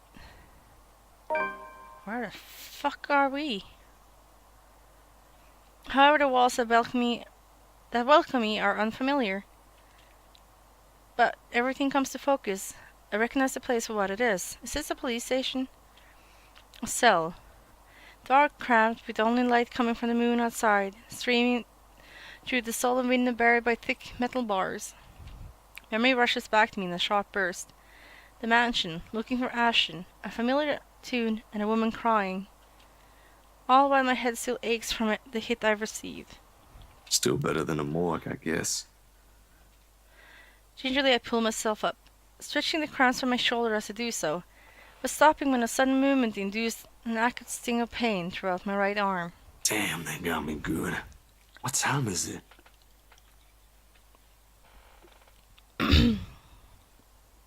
As expected, they've taken everything I have on my person. Wallet, cell phone, my keys, meds, even a small pack of gum. Protocol is protocol. In the first place, ending back in another cell is my agenda. The first time was not a splendid experience. This certainly won't be either. Considering who has likely put me in here, it could be much worse. The bars are cold to my touch as I approach, looking for the person on duty. It usually allows to contact something, and Ashton at least has to know I'm here. He'll be pissed that I'm quite sure of, but he's the only one who can help prove my innocence and get me out. However much I don't want to rely on him for this.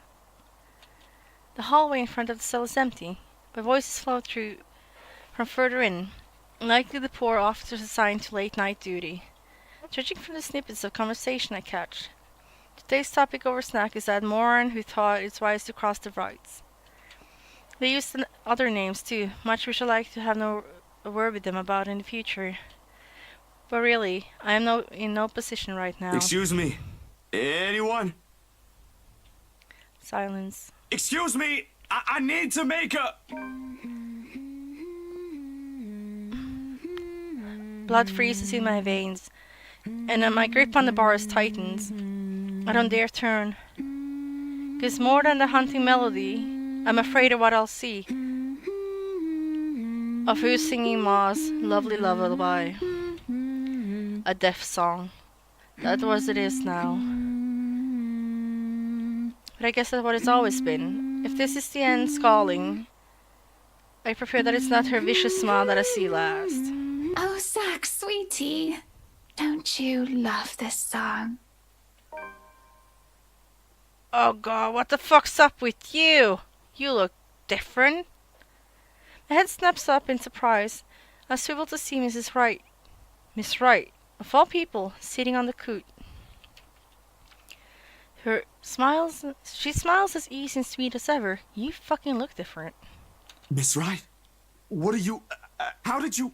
I can't place my finger on it though. I jolts to the cell door to check.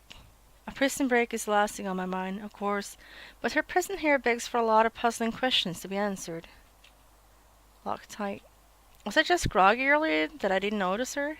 Don't be surprised, darling. Money and power can get you anything. What the fuck is up with you? She has a point. Out of all the people, she knows more than anyone how to play the game in the world. Yet to hear her straight out of her, it's like talking to a different person. She looks like a different person. What the fuck? I don't bring this up, however. Perhaps she's just having a bad day. Or tiff with her husband. After the incident the other day at the party, well, I don't love gossip, but it won't be surprising. Anyone can say the strangest things when in a bad mood, and she's wearing the other necklace. The necklace we found at the end of her chapter. Anyone can say the strangest things when in a bad mood. Still, and all. You ain't supposed to be here, Miss Wright. Why ever not? Isn't it comfortable here? Well, it is, kind of. But you're still not supposed to be on this side of the cell. Besides, it's too early. Or too late for a visit. This is beyond the scheduled hours. Oh, I'm sure Chief Inspector Lee wouldn't mind a little chat between friends. Besides, his prison officers just snoring in the break room.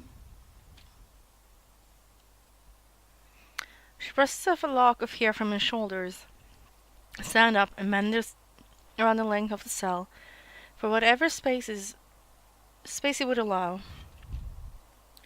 As if this is just a simple stroll in the park, making a show of checking every scratch of the past occupants of the room has left on its walls. Nevertheless, I'm trying to make myself small against the corner. Any closer and we'll be crossing each other's personal space. Frankly, that's more than I'm comfortable with. Be that as it may, they have cameras here too. How are you going to explain that when they check? Oh. That doesn't matter, dear. It does. Your popularity ain't going to give you any kind of immunity from the law. I appreciate the visit, but I'd rather not see you get into trouble. It makes her stop. Jessamine started to think I'm finally reason with her. You don't want to get out of here. Of course I do. But you don't have to do anything. It's my fault. I'll find a way out of this mess. You did bring it to yourself. This really is just a misunderstanding, Hana. I didn't mean to trespass. If you'll just listen to the whole story, you'll know I didn't mean to do it. I'm really disappointed in you. I looked straight at her, and all of a sudden changed of tone, checking for any signs of upset her. What I did. Of course she would be. She has every right to be. After all the talk, the little attempts to build a friendship, here I went and broke into another person's house. Her home. On so many levels, beyond any kind of friendship, it's still wrong. Her anger doesn't come as I'm expecting it to, however. Instead, she smiles.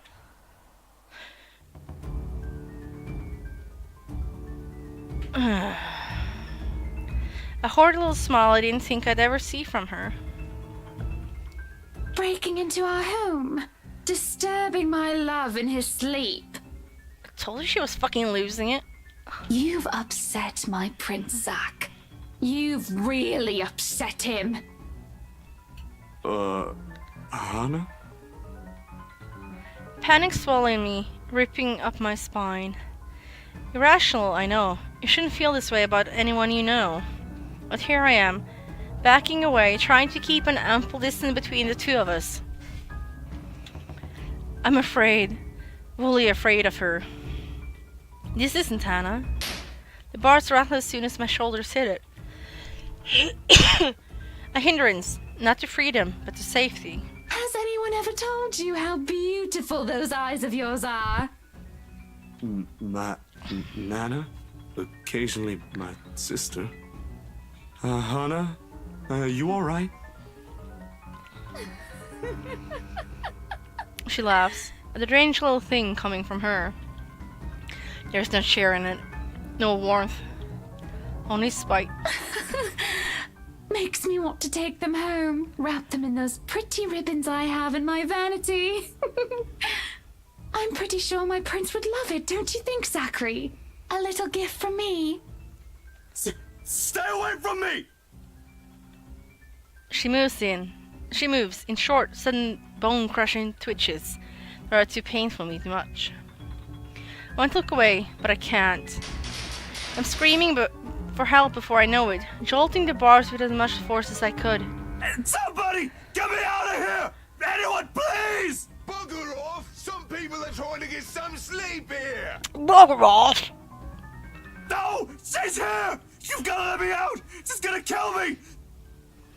Someone! She's... Oh, you poor thing.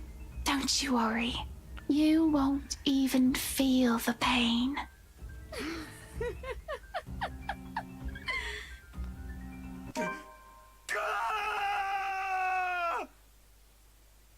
Wow. Let's save. Was that the end of the chapter?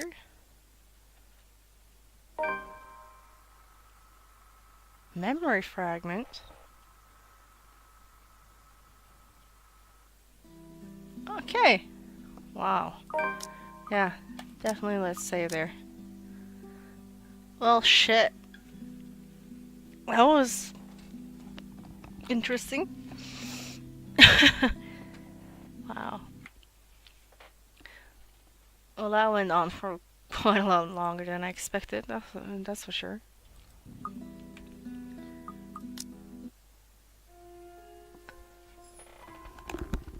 No. But at least it didn't end like Hannah's chapter. Like I said, Hannah's chapter just ended like... She became being really obsessed about Luke. Like, really obsessed. And And she found the necklace that she was wearing, the one with the Asian lettering on it. And she just became really weird.